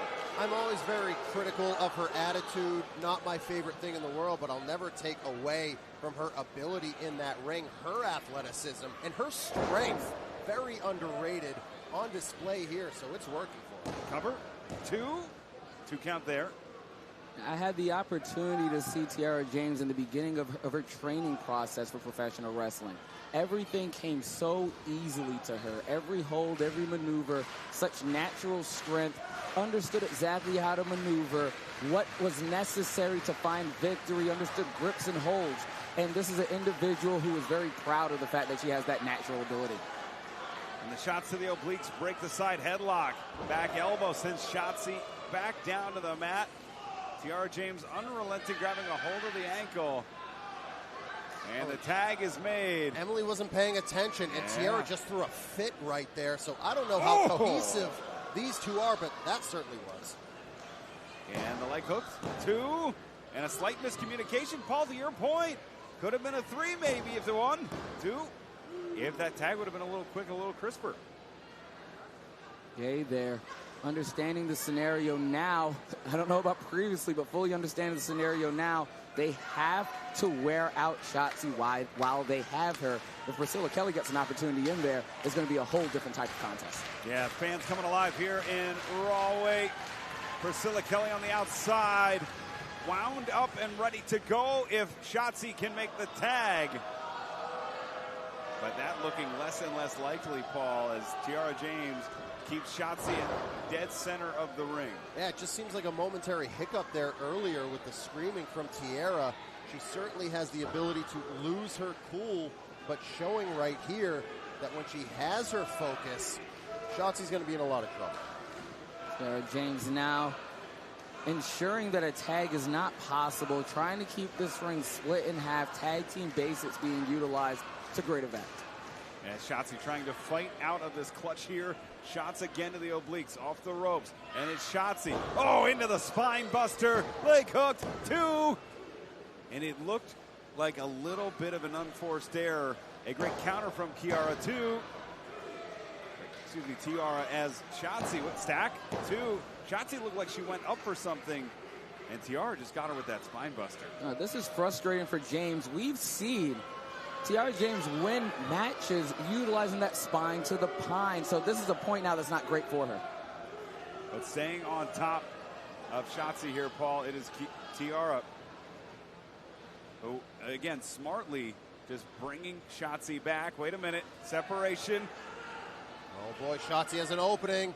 Sure does, but smart move. Tiara now, front face lock.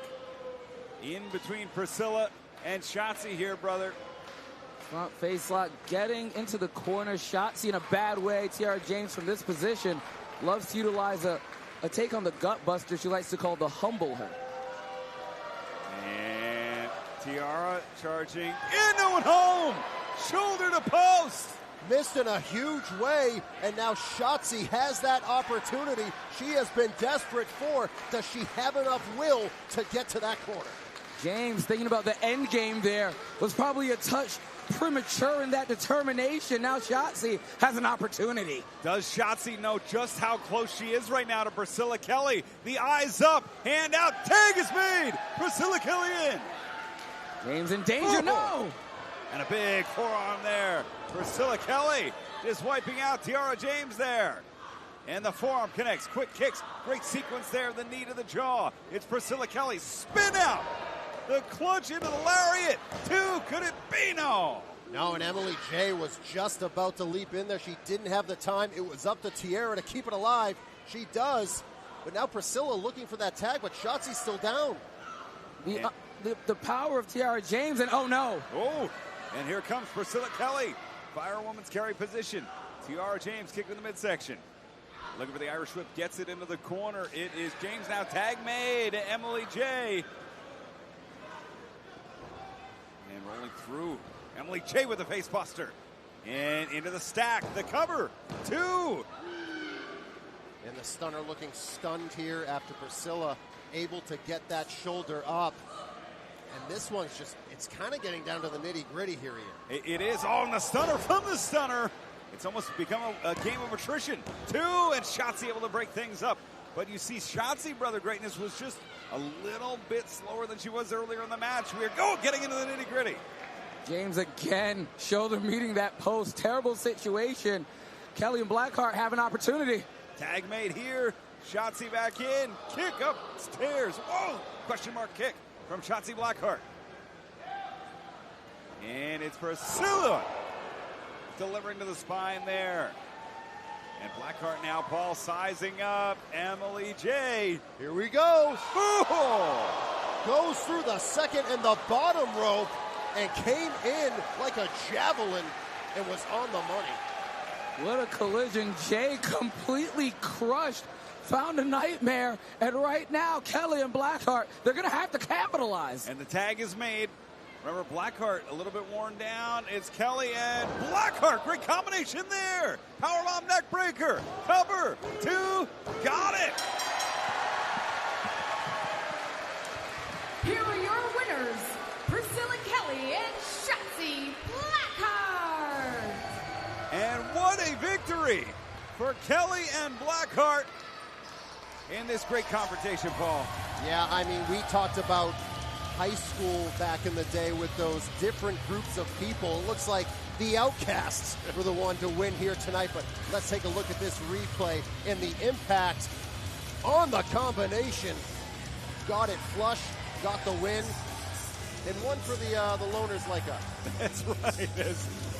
Shotzi, Blackheart, Priscilla, Kelly, victorious in tag team action. Fans, if you enjoyed what you saw in this great women's tag team battle, what you've been enjoying all night here in Battle for the Brave, please consider donating. The QR code bottom left-hand of your screen. Tunnel to Towers organization supporting our first responders and armed forces and their families here tonight. And fans, as the hourglass winds down, still to come our huge tag team main event, The Verdict and the Hardys. Brother, you're so out of sorts I'll here. tell you, it was a great contest. Huge contest. Hardys, The Verdict. Going to be an awesome opportunity for The Verdict in every sense of the word. And Paul, you gotta like what is coming up next. A huge Battle for the Brave Cup Gauntlet Battle Royal. Yeah, and I heard you're going to be in it now, Ian. We thought it was going to be brother. Now we heard it's you. No, I'm undefeated. I've had one match. I won. I teamed with Colt Cabana. I'm never wrestling again. I'm undefeated. I'm out. I'm not in. Who gave you that information? Hey, you got to go back. Got to go back. We're ready for you. It's for a great cause. The people want it. Well, fans, right now we're going to give you some information about produce and maybe a special announcement. How about that? It's unique on a boxer, because even when you're getting better, you're still getting punched in the face. This is my dream. This is my legacy. You know, this is what I want to do. When a fighter wins, we win. When a fighter loses, he lost. The doctors told me simply, you're not going to walk 100% and you're definitely not going to box again. Every day is life and death with that job. 1 minute, 1 second can change drastically in someone's life. Seconds count.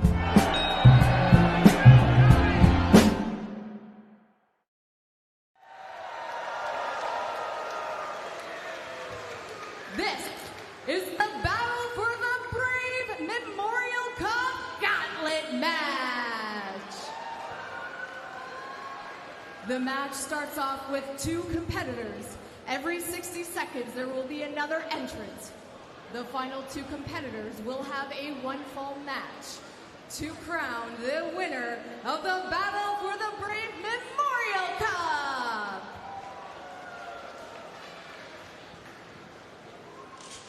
Who's going to be? Oh, who is our first? Oh, wait a minute. I know this man's music. And I don't think he'd want it any other way.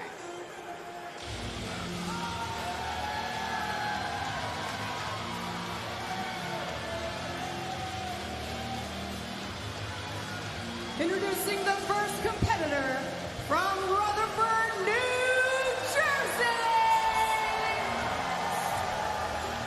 He is the co-host of Battle for the Brave, Bulletproof, Steve Maclin.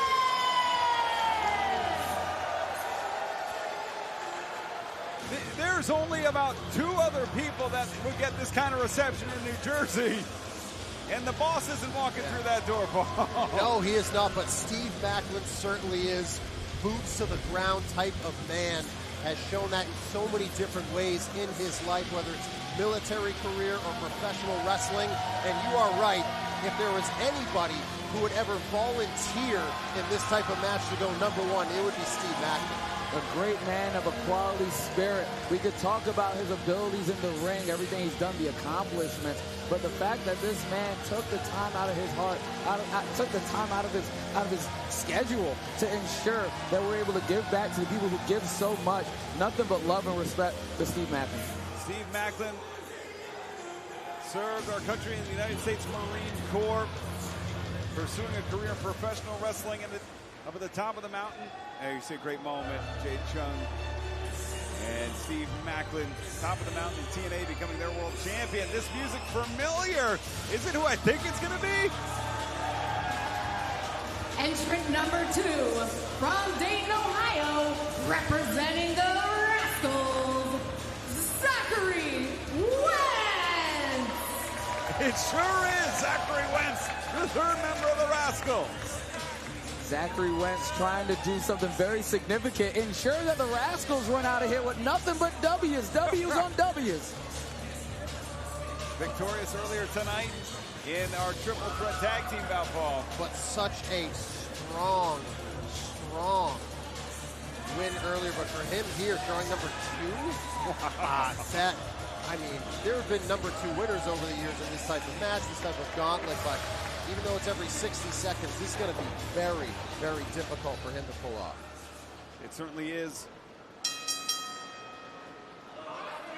As we are kicking things off, it's going to be Steve Maclin, Zachary Wentz of the Rascalz.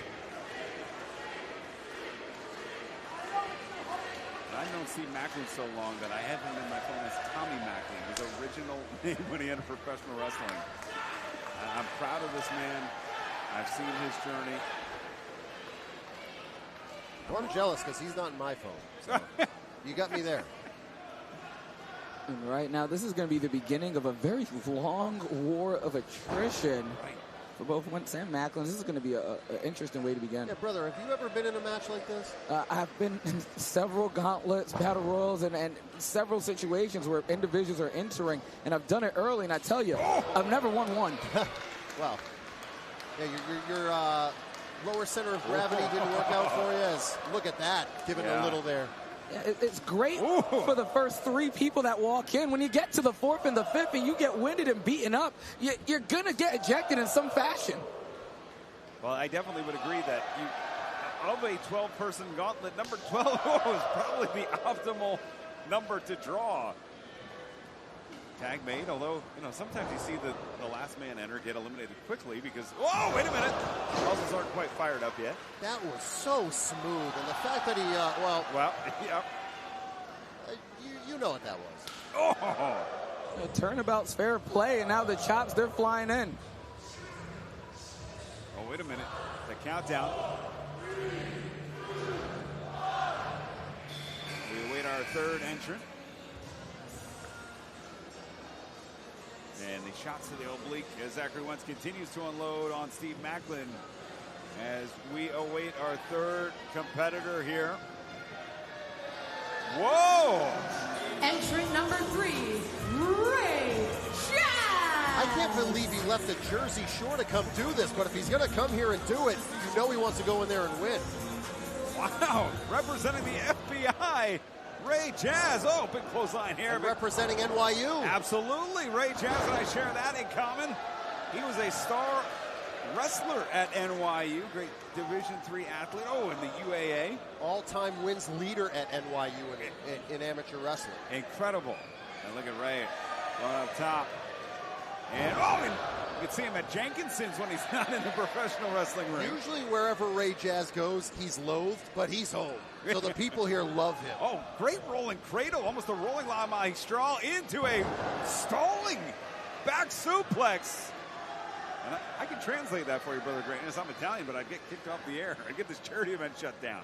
Ray Jazz is now giving everything that he's got. And I hear that he was on his way from the north, making his way down to the Jersey Shore, decided that stopping at Rahway was the best thing to do. Oh. Going down to Point Pleasant, perhaps. Front face lock here from Steve Maclin. Oh, nice snap suplex there as we await our 4th entrant in this bout. It's going to be. I hear the music. As you see Maclin taking a peek. The anticipation builds. You see Maclin now trying to talk. Oh, wait a minute. Griffin McCoy. Griffin McCoy, Brother Greatness. It's top guy time right now, McCoy. Oh, he's going to go over that top rope in a second and make sure that he finds a way to get some victory. Maclin and Wentz taking the bait, so's Jazz. But Griffin McCoy, he says it's top guy time, and he wants to show that right now. Springboard drop kick. Delivers on Ray Jazz. And the crowd who had that raucous ovation for Steve Maclin loved Zachary Wentz, not enjoying top guy here, Griffin McCoy. Utilized significant strikes early on throughout this contest, and here we go, McCoy. Ooh, okay. It's another. Yeah, capoeira kick there, rear waist lock, back elbow from Zachary Wentz, who gets one, and Ray Jazz to the breadbasket there. Oh, what is this? Oh. Whoa! Wow! All right. I was going to say that Griffin McCoy is so underrated as a big man. He's not a big man, but the way he carries himself and his strength and his power, you might think he is. Well, those big shoulders, he really gets those hips down too, Brother Greatness, as we await entry number 5 here. Who do you think it's going to be? I got a lot of questions. It might be you. I see you moving and rocking. No. I'm retired. Stay down. I'm undefeated. Sit right retired. there.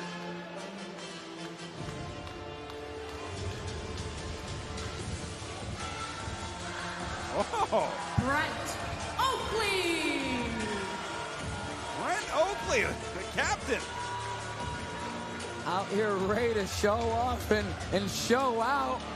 Oakley already to the top right away. Whoa, cannonball. He might be the captain of the ship in the ocean, but he just took to the sky. Flying apple. Colt Cabana style. Oh, nice split like drop kick here. Now he wore a boating outfit. Maybe he should be the captain of a plane. You're right. Yeah, I mean, he took to the air right away, and if he's the captain, you have to take leadership and ownership of whatever's in front of you. He's doing that right here in the gauntlet. And I love the way he's just trying to get underneath Zachary Wentz here to try and dump him out. Trying to ship his way off to a win. Really great start there, but now in trouble.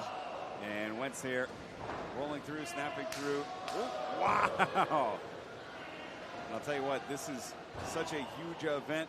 You got to wonder if Steve Maclin's mind was too far focused in planning, making a huge event. We have stars from AEW, Ring of Honor, TNA, GCW, you name it, involved here. And who's this going to be?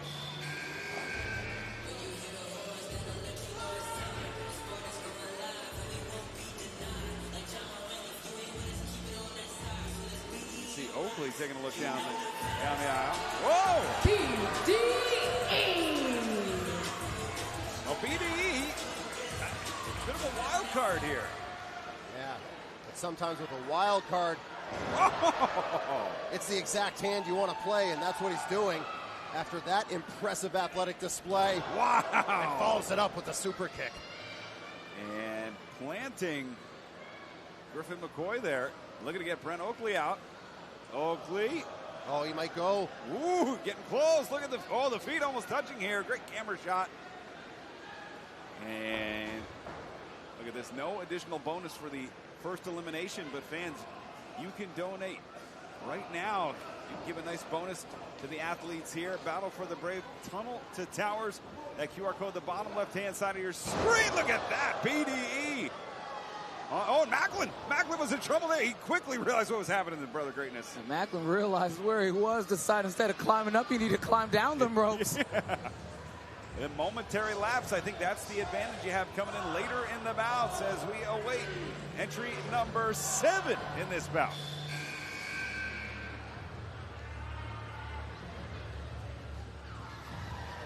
And we've gotten to the point where the athletes are just continuing to brawl. They know they can't take their eyes off the action, trying to see who's going to enter next. Or else they'll put themselves in a dangerous position. Oh!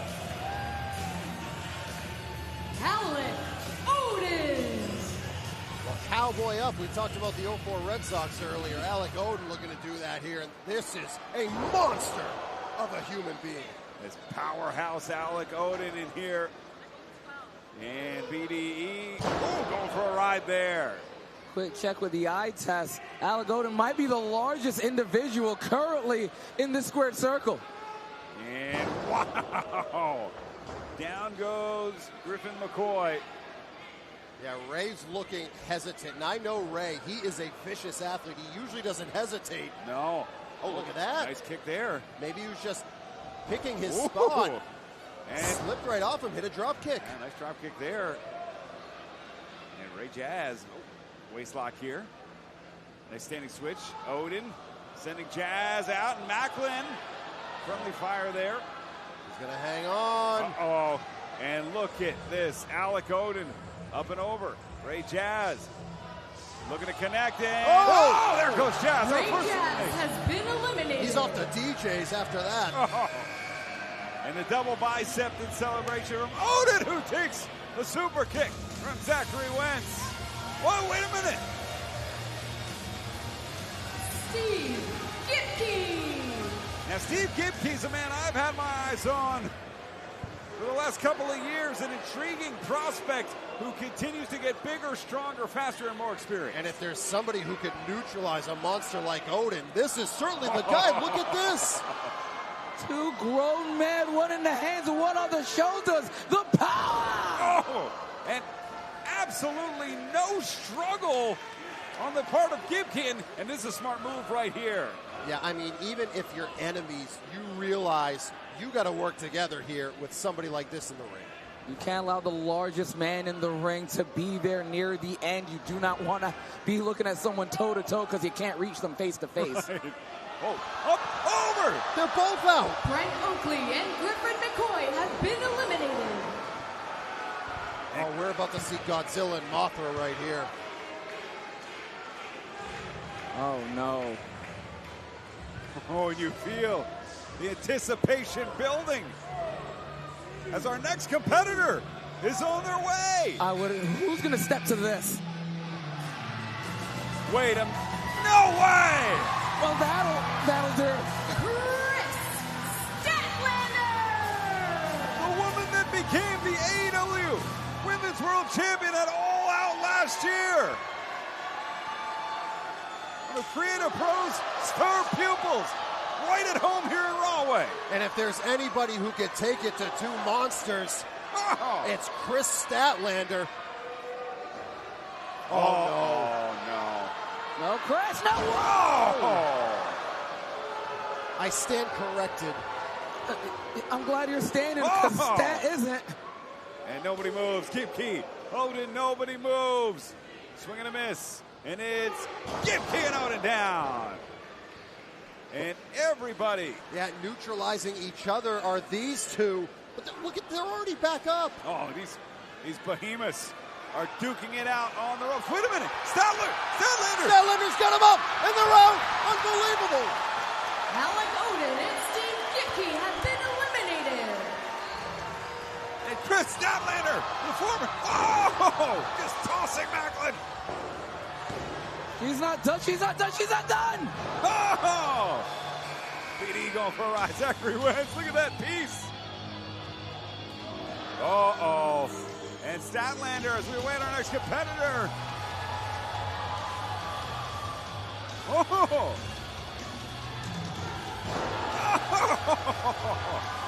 This is completely out of control. Attitude. And apologies to Jade, who's trying to make the most out of this chaos as we are. Brad Attitude. Attitude, Statlander, and look at the size difference. Yeah. And Statlander normally she's used to be in the powerhouse in AEW. Oh, come on. You didn't. Oh! What a huge mistake by Attitude. And speaking of which, it might get adjusted right here. Yeah. Oh, around they go. Oh, Brad Attitude. Running cutter. Swing and a miss. And Attitude. Whoa! Skull first. Swing and a miss here. BDE caught. Everybody's down. Last man standing. Brad Attitude. Attitude showing out and gets crushed. And an ambush there from Maclin, taking advantage of the situation. Maclin, who is our first entrant in this bout, Paul. Whoa! Hits the cutter, but first entrant, he's been doing everything other than prepare for this gauntlet here tonight. So he must be exhausted, but he's the only one standing right now.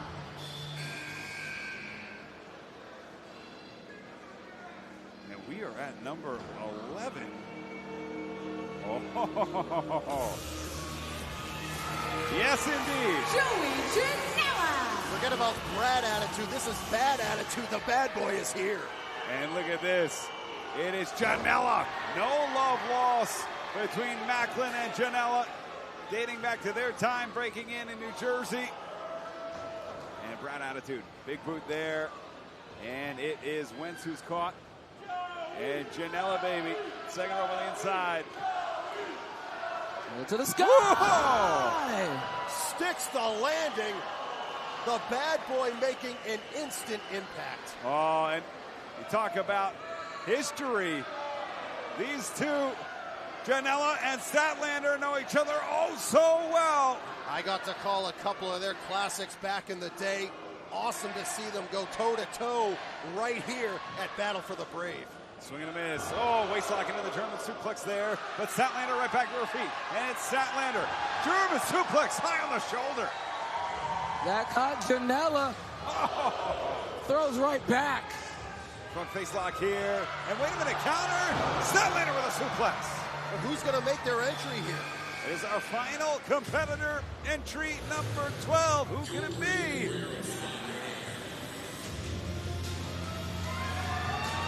Oh, wow. And the final entrant, Richard Holliday.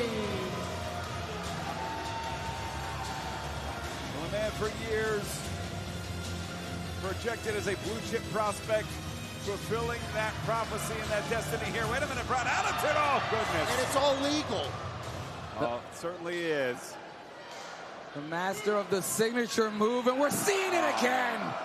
Oh, this is a disgrace. I'm sorry. I know it's his signature move, but this is a disgrace. And up the ladder to BDE. And now to Statlander. You know, I never considered. But she off the ropes. And Statlander with a powerbomb. I call that karma. Is what I call that. I think he just messed up the execution. I know. Oh, wait a minute. And Holliday with Statlander in trouble. They all take her out. Come on. Kris Statlander has been eliminated. And that just shows you what kind of respect these athletes had for the former AEW Women's World Champion, Kris Statlander. As Brad, attitude there. Yeah, they understood how dangerous she was, so they made a decision, and Stat's out. And we are down to our final 5. We have BDE down on the mat. Brad, attitude, stalking. 6, excuse me. And right now, attitude trying to bring it down to 5, but no. And that beautiful DDT. It's BDE, swing and a miss. Springboard, cutter, connects on attitude. Gets every bit of it. BDE! Oh, wait a minute, BDE! BDE got Brad Attitude has been eliminated. And Joey Janela now. And BDE popping up. Wow! Man, Janela didn't know what to make of it until it was right in his face. BDE flying high. Unusual movement in that situation. Catches Janela as Janela catches BDE, but no. And hard to plan for BDE. Fleet of foot. Janela catch. Oh, no. And all it took was an uppercut. BDE has been eliminated. And Janela, who's bleeding from the nose. The bridge of the nose busted for Janela. Or maybe right above the eye. Well, whatever it is, this is a man who's probably the least afraid of blood coming out of their own forehead. Joey Janela, it might actually motivate him. As we're down to Wentz and Janela on one side. Richard Holliday and Steve Maclin on another. You see, the bridge of the nose above the eye. And Maclin and Janela, 2 men who broke into wrestling around the same time. One in North Jersey, one in South Jersey. It's a battle of New Jersey here in Rahway. As they're now trying to break each other down. Maclin, huge shots, getting the better of it so far. That spinning forearm for Janela, who's taking the road less traveled, who's taking a path unique to his own. And and Janela trying to get out. It's Maclin. No one home. Janela moved out of the way, landing on his feet. Oh, he's going to try it. Dragon suplex catches Maclin. Maclin, who's on spaghetti legs, in trouble here. He's in danger. Maclin, understanding, accustomed to trying not to be on his back in a wrestling contest, goes to a vertical base. More dangerous in a match like this. Absolutely. But it's Janela, instead of looking for the elimination, go for the Dragon. It's Maclin. Janela's out. Joey Janela has been eliminated. We're down to the final 3, Paul. The bad boy is gone. We are down to the final 3. And it's number 1, number 2, and number 12, first and last. Wow. And Holliday charging up that uppercut. And Wentz blocking. Palm strikes. Big kick there. Holliday was thinking about the signature move. He got it. I cannot believe this. Pop up, and Wentz is gone. Zachary Wentz has been eliminated This match will now be one fall. And we are down to our final two. One fall. Now that at least neutralizes perhaps that signature move. That's exactly what I was going to say. At least now it's going to be straightforward, and Holliday has to contend with Steve Maclin in his house. Maclin has gone through the literal gauntlet, has had to deal with every number, the toughest of the dozen, and now fighting the last entry. And the shots to the jaw. It is right for right. Now into forearms. Delivering. Going higher. Holliday had caught Maclin on the bridge of the nose, and a big boot there between the eyes. It's Maclin firing back with a kick of his own. As these two tosses going at each other, and Maclin takes him down. And look for the cover here. 1, 2. Oh, 2 count there. And, you know, honestly, if that was earlier in the match, I think there was enough impact, Brother Greatness, where Maclin might have enough strength to actually pin off that clothesline. Unfortunately, that was a desperation cover.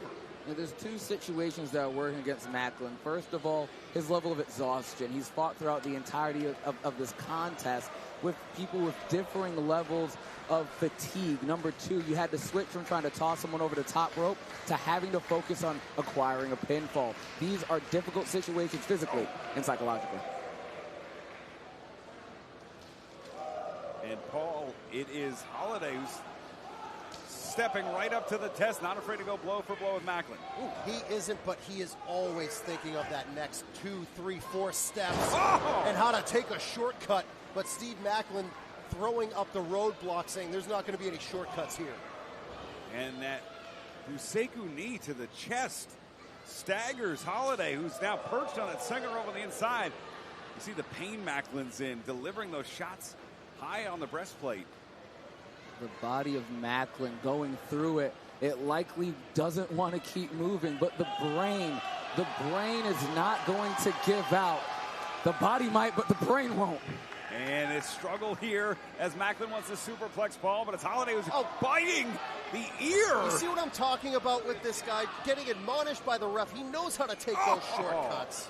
That running uppercut. And it's Maclin now.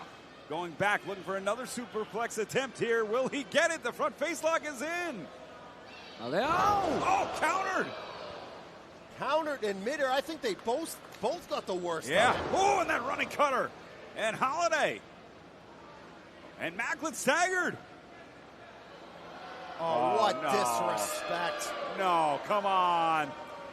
Big boot. And Maclin might be out. Hooks the leg. Oh, just a 1 count. You want to disrespect a man like this here at Battle for the Brave, you're going to have to do a lot more than that to keep him down. And Maclin back to his feet. Swinging and miss the back elbow to the back of the head. It's Maclin delivering a right angle to Holliday there.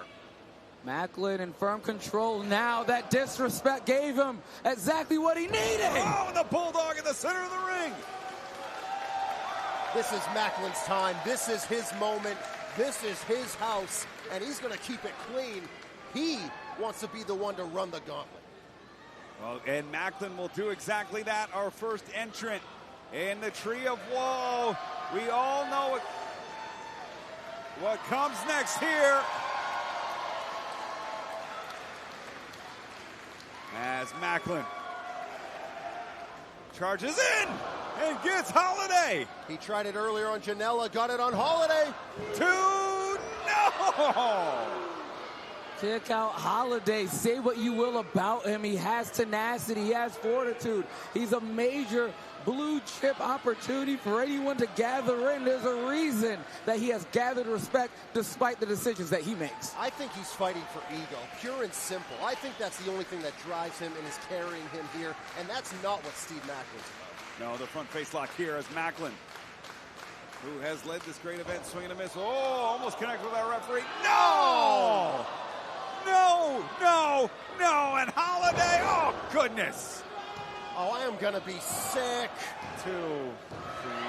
Disgusting. The winner of the Battle for the Brave Memorial Cup, Richard Holliday. Unreal.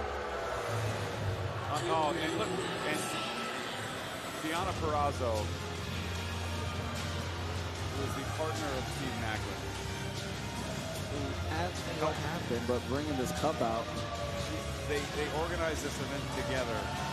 And now Maclin has to watch as the Ring of Honor Women's Pure Champion Deonna Purrazzo has to present the Battle for the Brave Cup to a man. A disgusting, despicable man. This is unreal. There's only one man happy about this, and that's Richard Holliday. And the Battle for the Brave inaugural Cup winner. We have to call this guy a winner. Unfortunately, made the most of the situation. Sometimes you just got to read and react. A sin is never a win, but Holliday on the books, he has victory today. You make the most of the situation. He had a great draw. Came in last.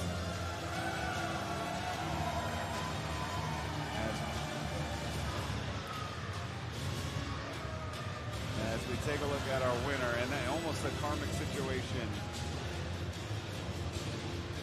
as Richard Holliday stands tall. Fans, never been more happy to tell you about Rakavaca. Rakavaca, the only vodka that rocks, has teamed up with Tunnel to Towers to help support our American heroes. For every limited edition bottle purchased, Rakavaca will donate $5 directly to the Tunnel to Towers Foundation. Rakavaca, honoring America's heroes with every bottle sold. Ladies and gentlemen, please make some noise for the co-host of Battle for the Brave, the virtuosa, Deonna Purrazzo!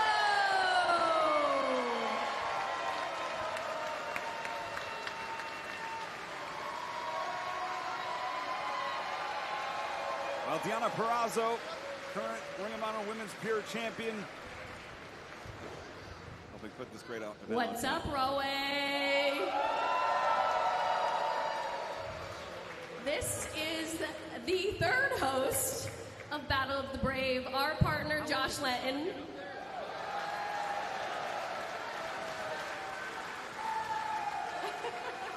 Without Josh and his family, none of this would have been possible tonight. So from the bottom of mine and Steve's hearts, we want to say thank you. We'd also like to thank you all for sticking it out with us tonight, because I know it is freaking hot. But it'll all be worth it in just a few minutes. Right now, we would like to introduce an event sponsor of ours, Rodka Vodka, to come to the ring and do the ceremonial check presentation. Wow, take a look at that. I'd like to thank Rakavaca for their generous contribution to tonight's event. As representatives from Rakavaca join Deonna Purrazzo in the ring here tonight, and it looked like there were a number of zeros on that check. Look at that. What a generous contribution. $10,000 for Battle for the Brave. And every little bit helps. $10,000, $1, $10, whatever you have, use that QR code, because it all matters. It certainly does. As we were talking to the folks from Tunnel to Towers earlier tonight, they mentioned small Our sponsor, Darlene, would like to say a few words. Thank you, Deonna. Thank you, Josh and family. Rakavaca is a proud sponsor of Tunnel to Towers, and this evening we are so pleased to give you guys $10,000 and more to come. Thank you for coming out tonight, and God bless America.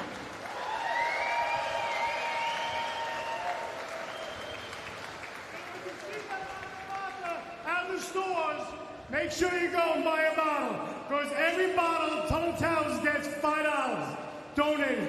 We're just started with 10,000. We have 22,000 bottles out there, so this year we want to make 100,000. to take care of our veterans and our first responders across the United States. So with your help, you guys coming out tonight, this is what we need to do, all right? Well, you heard it. That's the fun uncle at the party. Right, and please drink responsibly. We thank Rascalz for their generous contribution to tonight's event. Right now, fans, we're going to hear some pre-recorded comments about what Battle for the Brave means to Steve Maclin.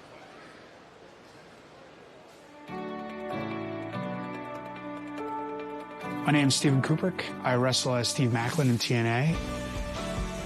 I was in the United States Marine Corps 4 years. Both my deployments were to Afghanistan.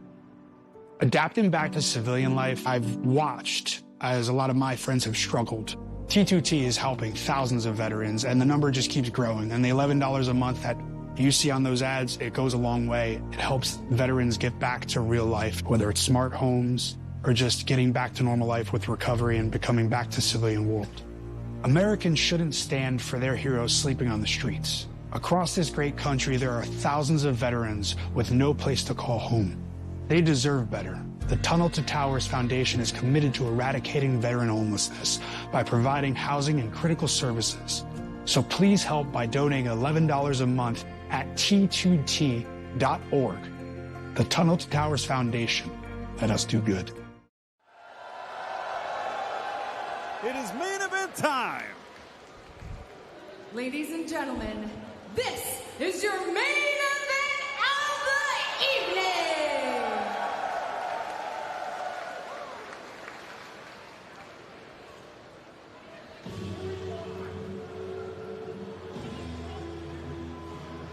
A tag team clash here tonight. One of the best teams on the independent circuit, been owning their craft. The partnership between these two men, the bond that they have formed, cannot be understated. And tonight, Paul, two men you know very well wrestle the match of a lifetime. The verdict, Bryce Donovan, Vinny Scalise, you might know him as VSK, but he has become the fixer for Bryce Donovan's problems. But tonight it seems to me that they don't have a problem. They have the opportunity of a lifetime. So there may not need anything to be fixed, but they could make their career as a tag team here tonight with a victory over the legends of tag team wrestling in the Hardy Boys. The verdict, both individuals, Bryce and Vinny, they have wrestled some of the very best that wrestling has had to offer. They've wrestled in fantastic places. Bryce Donovan, wildly dominant. I sincerely can't remember the last time I saw him lose a contest. It's been some time. And with Vinny, it's an individual that my first ever match I ever watched in Long Island, he was in that main event. Vinny Scalise has so much experience. We bring these two together who are friends and partners. I assure you, dangerous combination. The contrast between the two has bred a confidence, has brought a chilling calm. And they are meant and made for this moment here tonight. If you would have asked me maybe a year ago if they were ready for a main event bout in front of thousands here in Rahway against a team as legendary as the Hardys, my answer would be different than it is today. I think this is the moment they've been waiting for, and now is the right time to strike while the iron's hot. And they have nothing to lose. No. Absolutely nothing to lose. They can be fearless here in this match because everyone expects them to lose. Everyone expects them to come up short.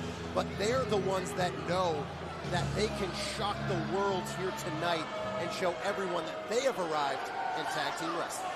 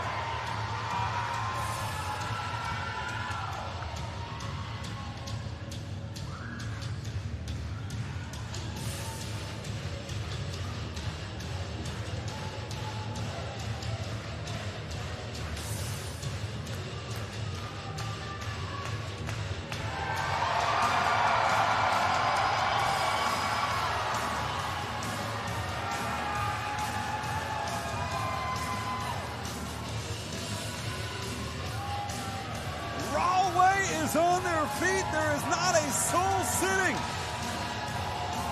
As the legendary Matt and Jeff Hardy arrive at Battle for the Brave. And the shirt says it all, GOATs, greatest of all time. There is an argument to be made about many teams, but the Hardys are certainly at the top of that list, and everyone here knows it, and they love it. We talked about match study. We talked about innovation. We talked about people learning. And I tell you right now, the Hardys, we are getting such a gift. If you are trying to be a great tag team wrestler, if you're trying to be a great champion, if you're trying to be a great high flyer, if you're trying to be a great cruiserweight, light heavyweight, anything, all you have to do is take one stop, it's one shot, and it's run by the Hardys. They've done it as single stars, but their bread and butter that has defined their Hall of Fame careers is tag team wrestling. I've called their matches against the Briscoes, the Young Bucks, Roppongi Vice, and more. They shocked the world in Manhattan when they captured the Ring of Honor World Tag Team titles in 2017. Turning around just a few days later, shocking the world again. Going to Orlando, winning tag team championships there on a night when they were not expected to be there. But that is the twists and turns you will find with two men that have defined tag team wrestling. Arguably the tag team of the 2000s, arguably the tag team of the 2010s, and in the 2020s, Jeff and Matt Hardy continue to be a force to be reckoned with. The Hardys, it's such a beautiful thing to see them in person. I tell you, I spent so much time studying them throughout my goals of being a great professional wrestler. To see them in person, this is about to be a masterclass. And they are masters of tag team wrestling. They are not afraid of the big moments, and this is one of the biggest moments of the year here with a packed Rahway Rec Center in the main event of Battle for the Brave. The Hardy Boys are here, and the energy is so thick you can cut it with a knife.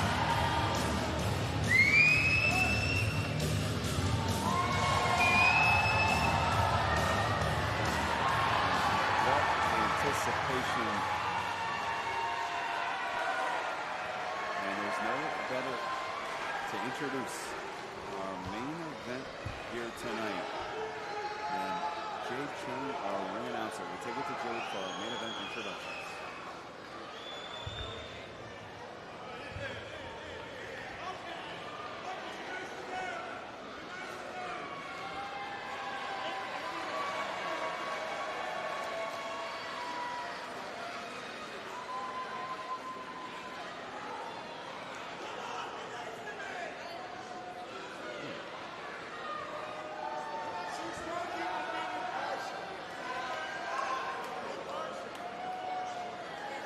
The following tag match is set for one fall. Introducing first, from Long Island, New York, the team of Vinny, Scalisi, and Bryce Donovan. They are the Verdict.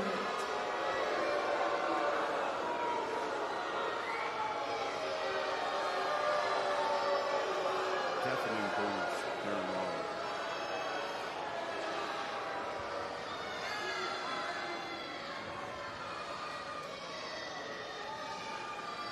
Their opponents, from the Hardy compound in Cameron, North Carolina, Matt and Jeff, the Hardy.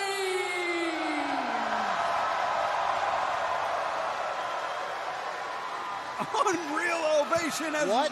no one. I can't hear you. It's deafening in here. It's way too loud. Oh, my goodness. Fans, you can see it at home. No one has sat down. We have fans about 25 deep on an incline on the bleachers behind the ring. They are all standing there. We are in the thousands for attendance, if I had to guess here. Probably just above 2,000.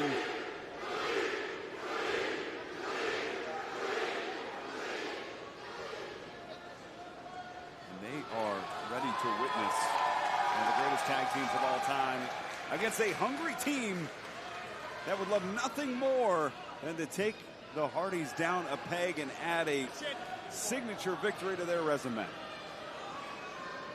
Vinny Scalise, Bryce Donovan, the verdict is in, and they are actively trying to ensure that they add another consonant to that statement. The verdict wants a win.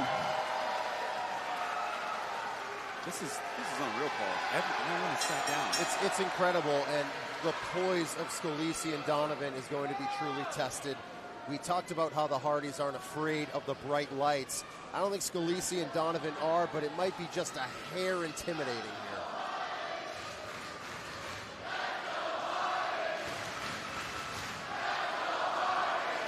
And fans, if you're feeling the love, feeling the energy, you can support Tunnel to Towers.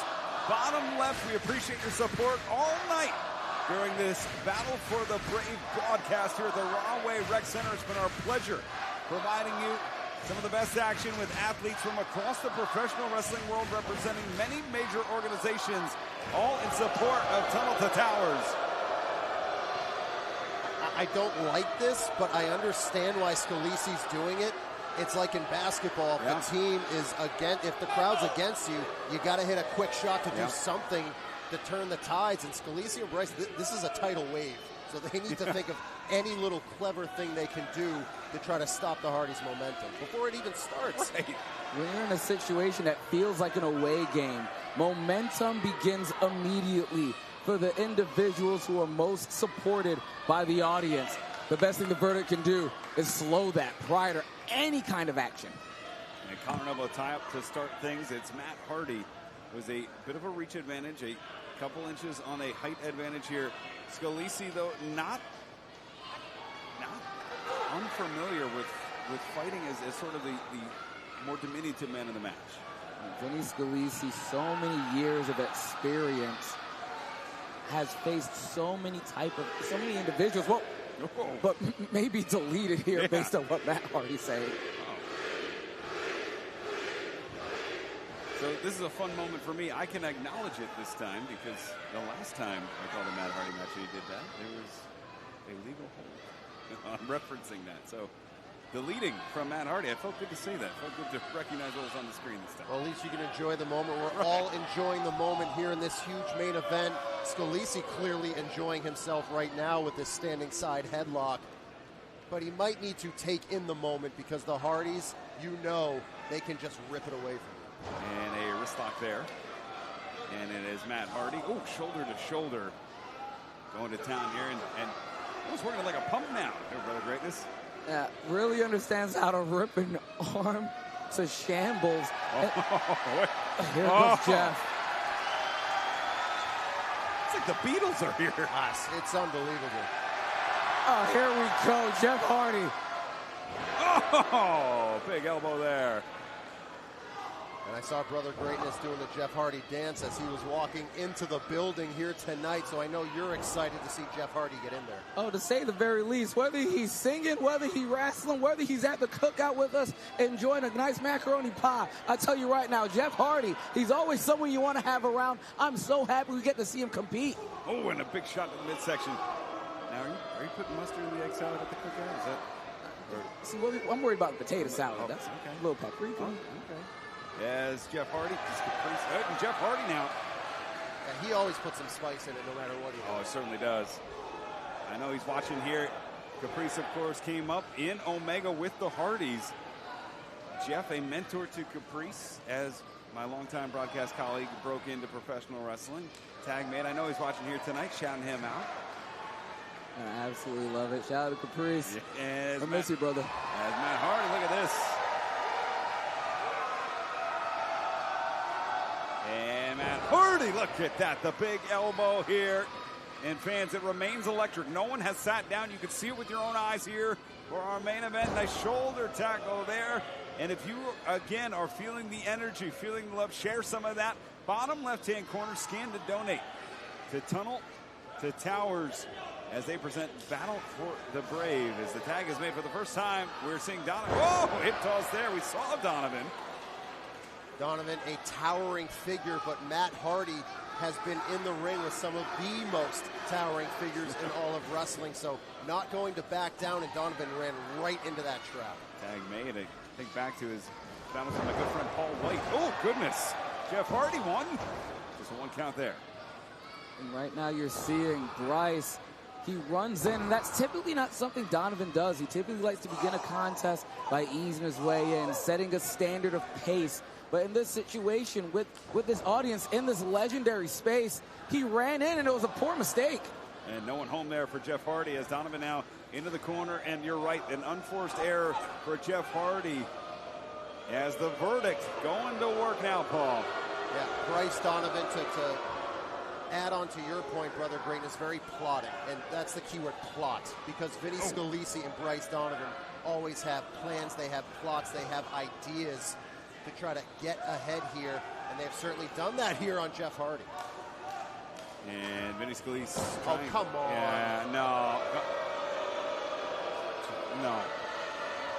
Look at that.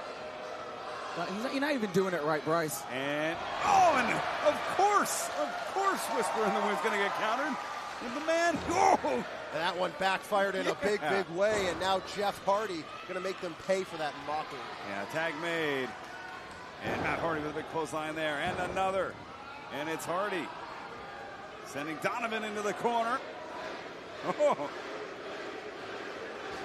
To get a man that tall, that low, yeah, is a feat in its own right.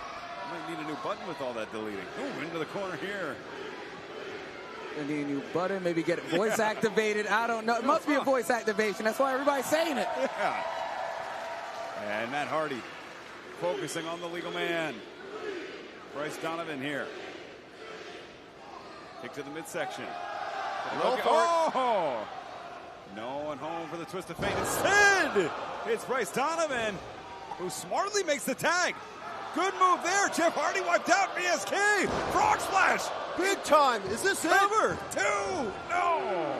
Donovan with that black hole slam, one of his signatures. I've personally seen him win many matches at Wrestling Open week in and week out with that move. Scalise has also won with that frog splash, so the Hardys are very lucky. I love that decision, Brother Greatness, to go for the big move, wipe out the tag partner, and hit a second big move. Didn't pay off yet, but that's the kind of strategy that's going to get him a win. You have to utilize your basics, but that's a utilization I wouldn't recommend. Wow, Bryce. Well, Gina's back is turned, and it is the verdict. Making the most of it. I don't like it. I don't agree with it, but it sure is effective, Paul. That's despicable, and that's what Bryce Donovan and Vinny Scalise have done for so long, especially since coming together as the verdict. But I think they know they need to do that here against the legends, the GOATs, the Hardys. Now into the corner, Donovan. Separation created, charging in, collapsing on Matt Hardy. Now into the corner, tag is made, VSK back in. Doing the right thing, making sure that the veteran tag team are being defeated by the basics, beating an individual with the basics and staying on this third of the ring. And that rolling senton.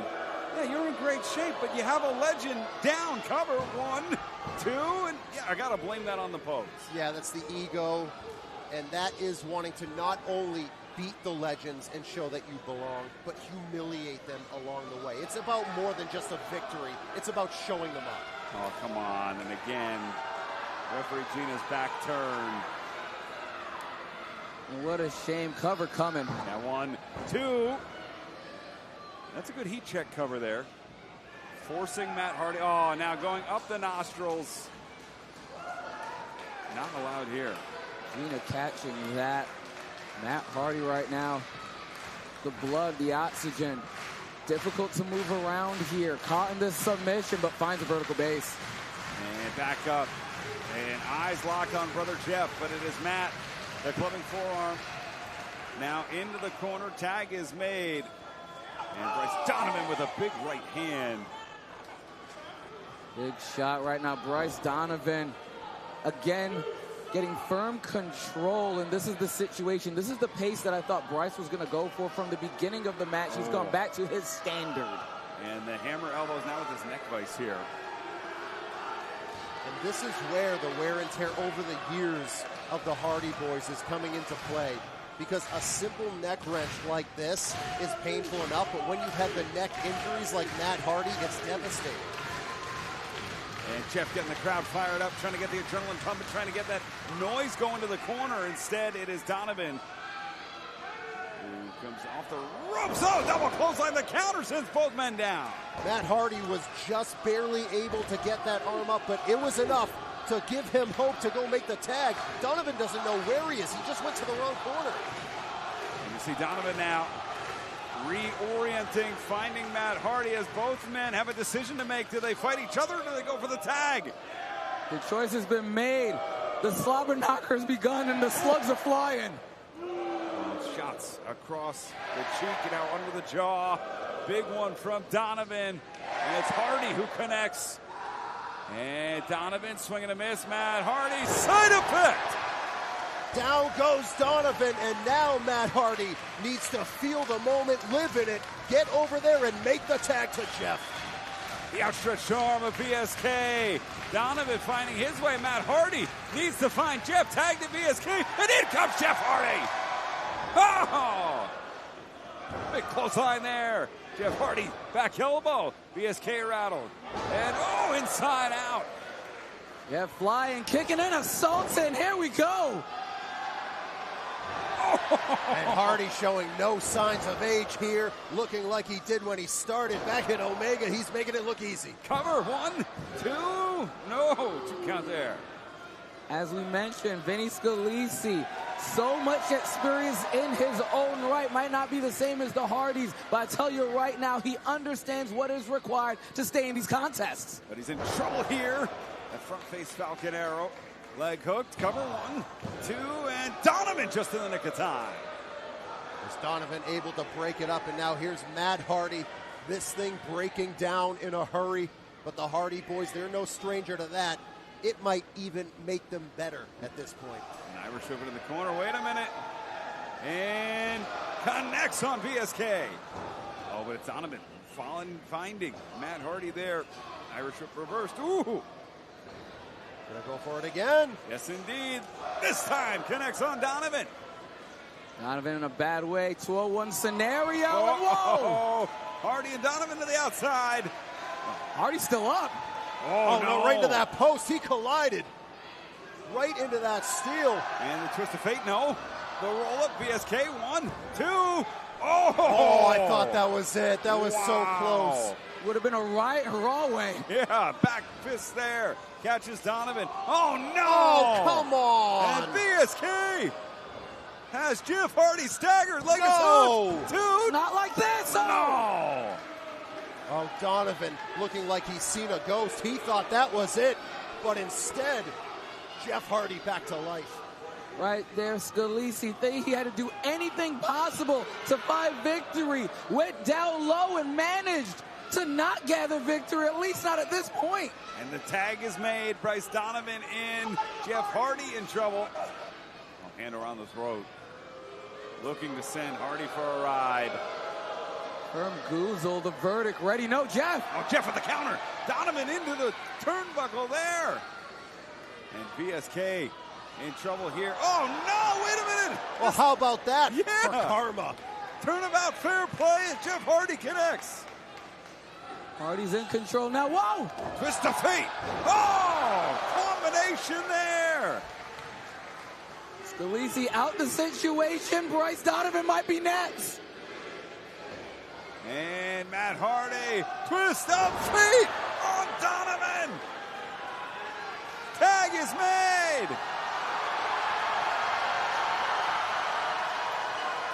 And I think you know what's coming up next. There's not a person in this building that doesn't know what's coming with the ascension of the knocked up Bryce Donovan. Swann come!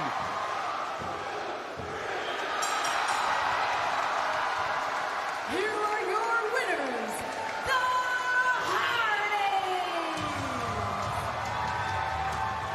It seems like the moment was a little too big for the verdict here tonight in our main event. The Hardys showing why they're the GOATs. As we take a look at the replay, the Swanton Bomb delivers. the cover 2 and 3. Fans, we want to thank you so much for joining tonight's great event. If you have it in your heart to make a generous donation, no donation is too small.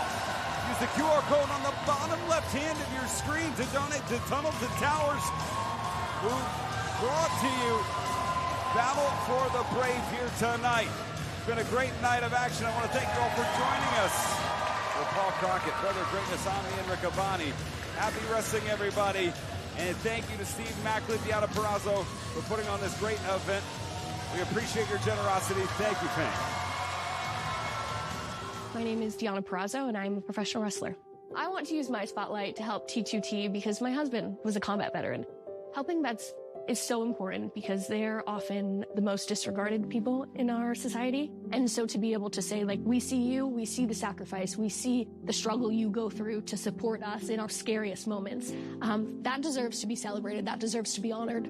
Please help by donating $11 a month at t2t.org. Let us do good.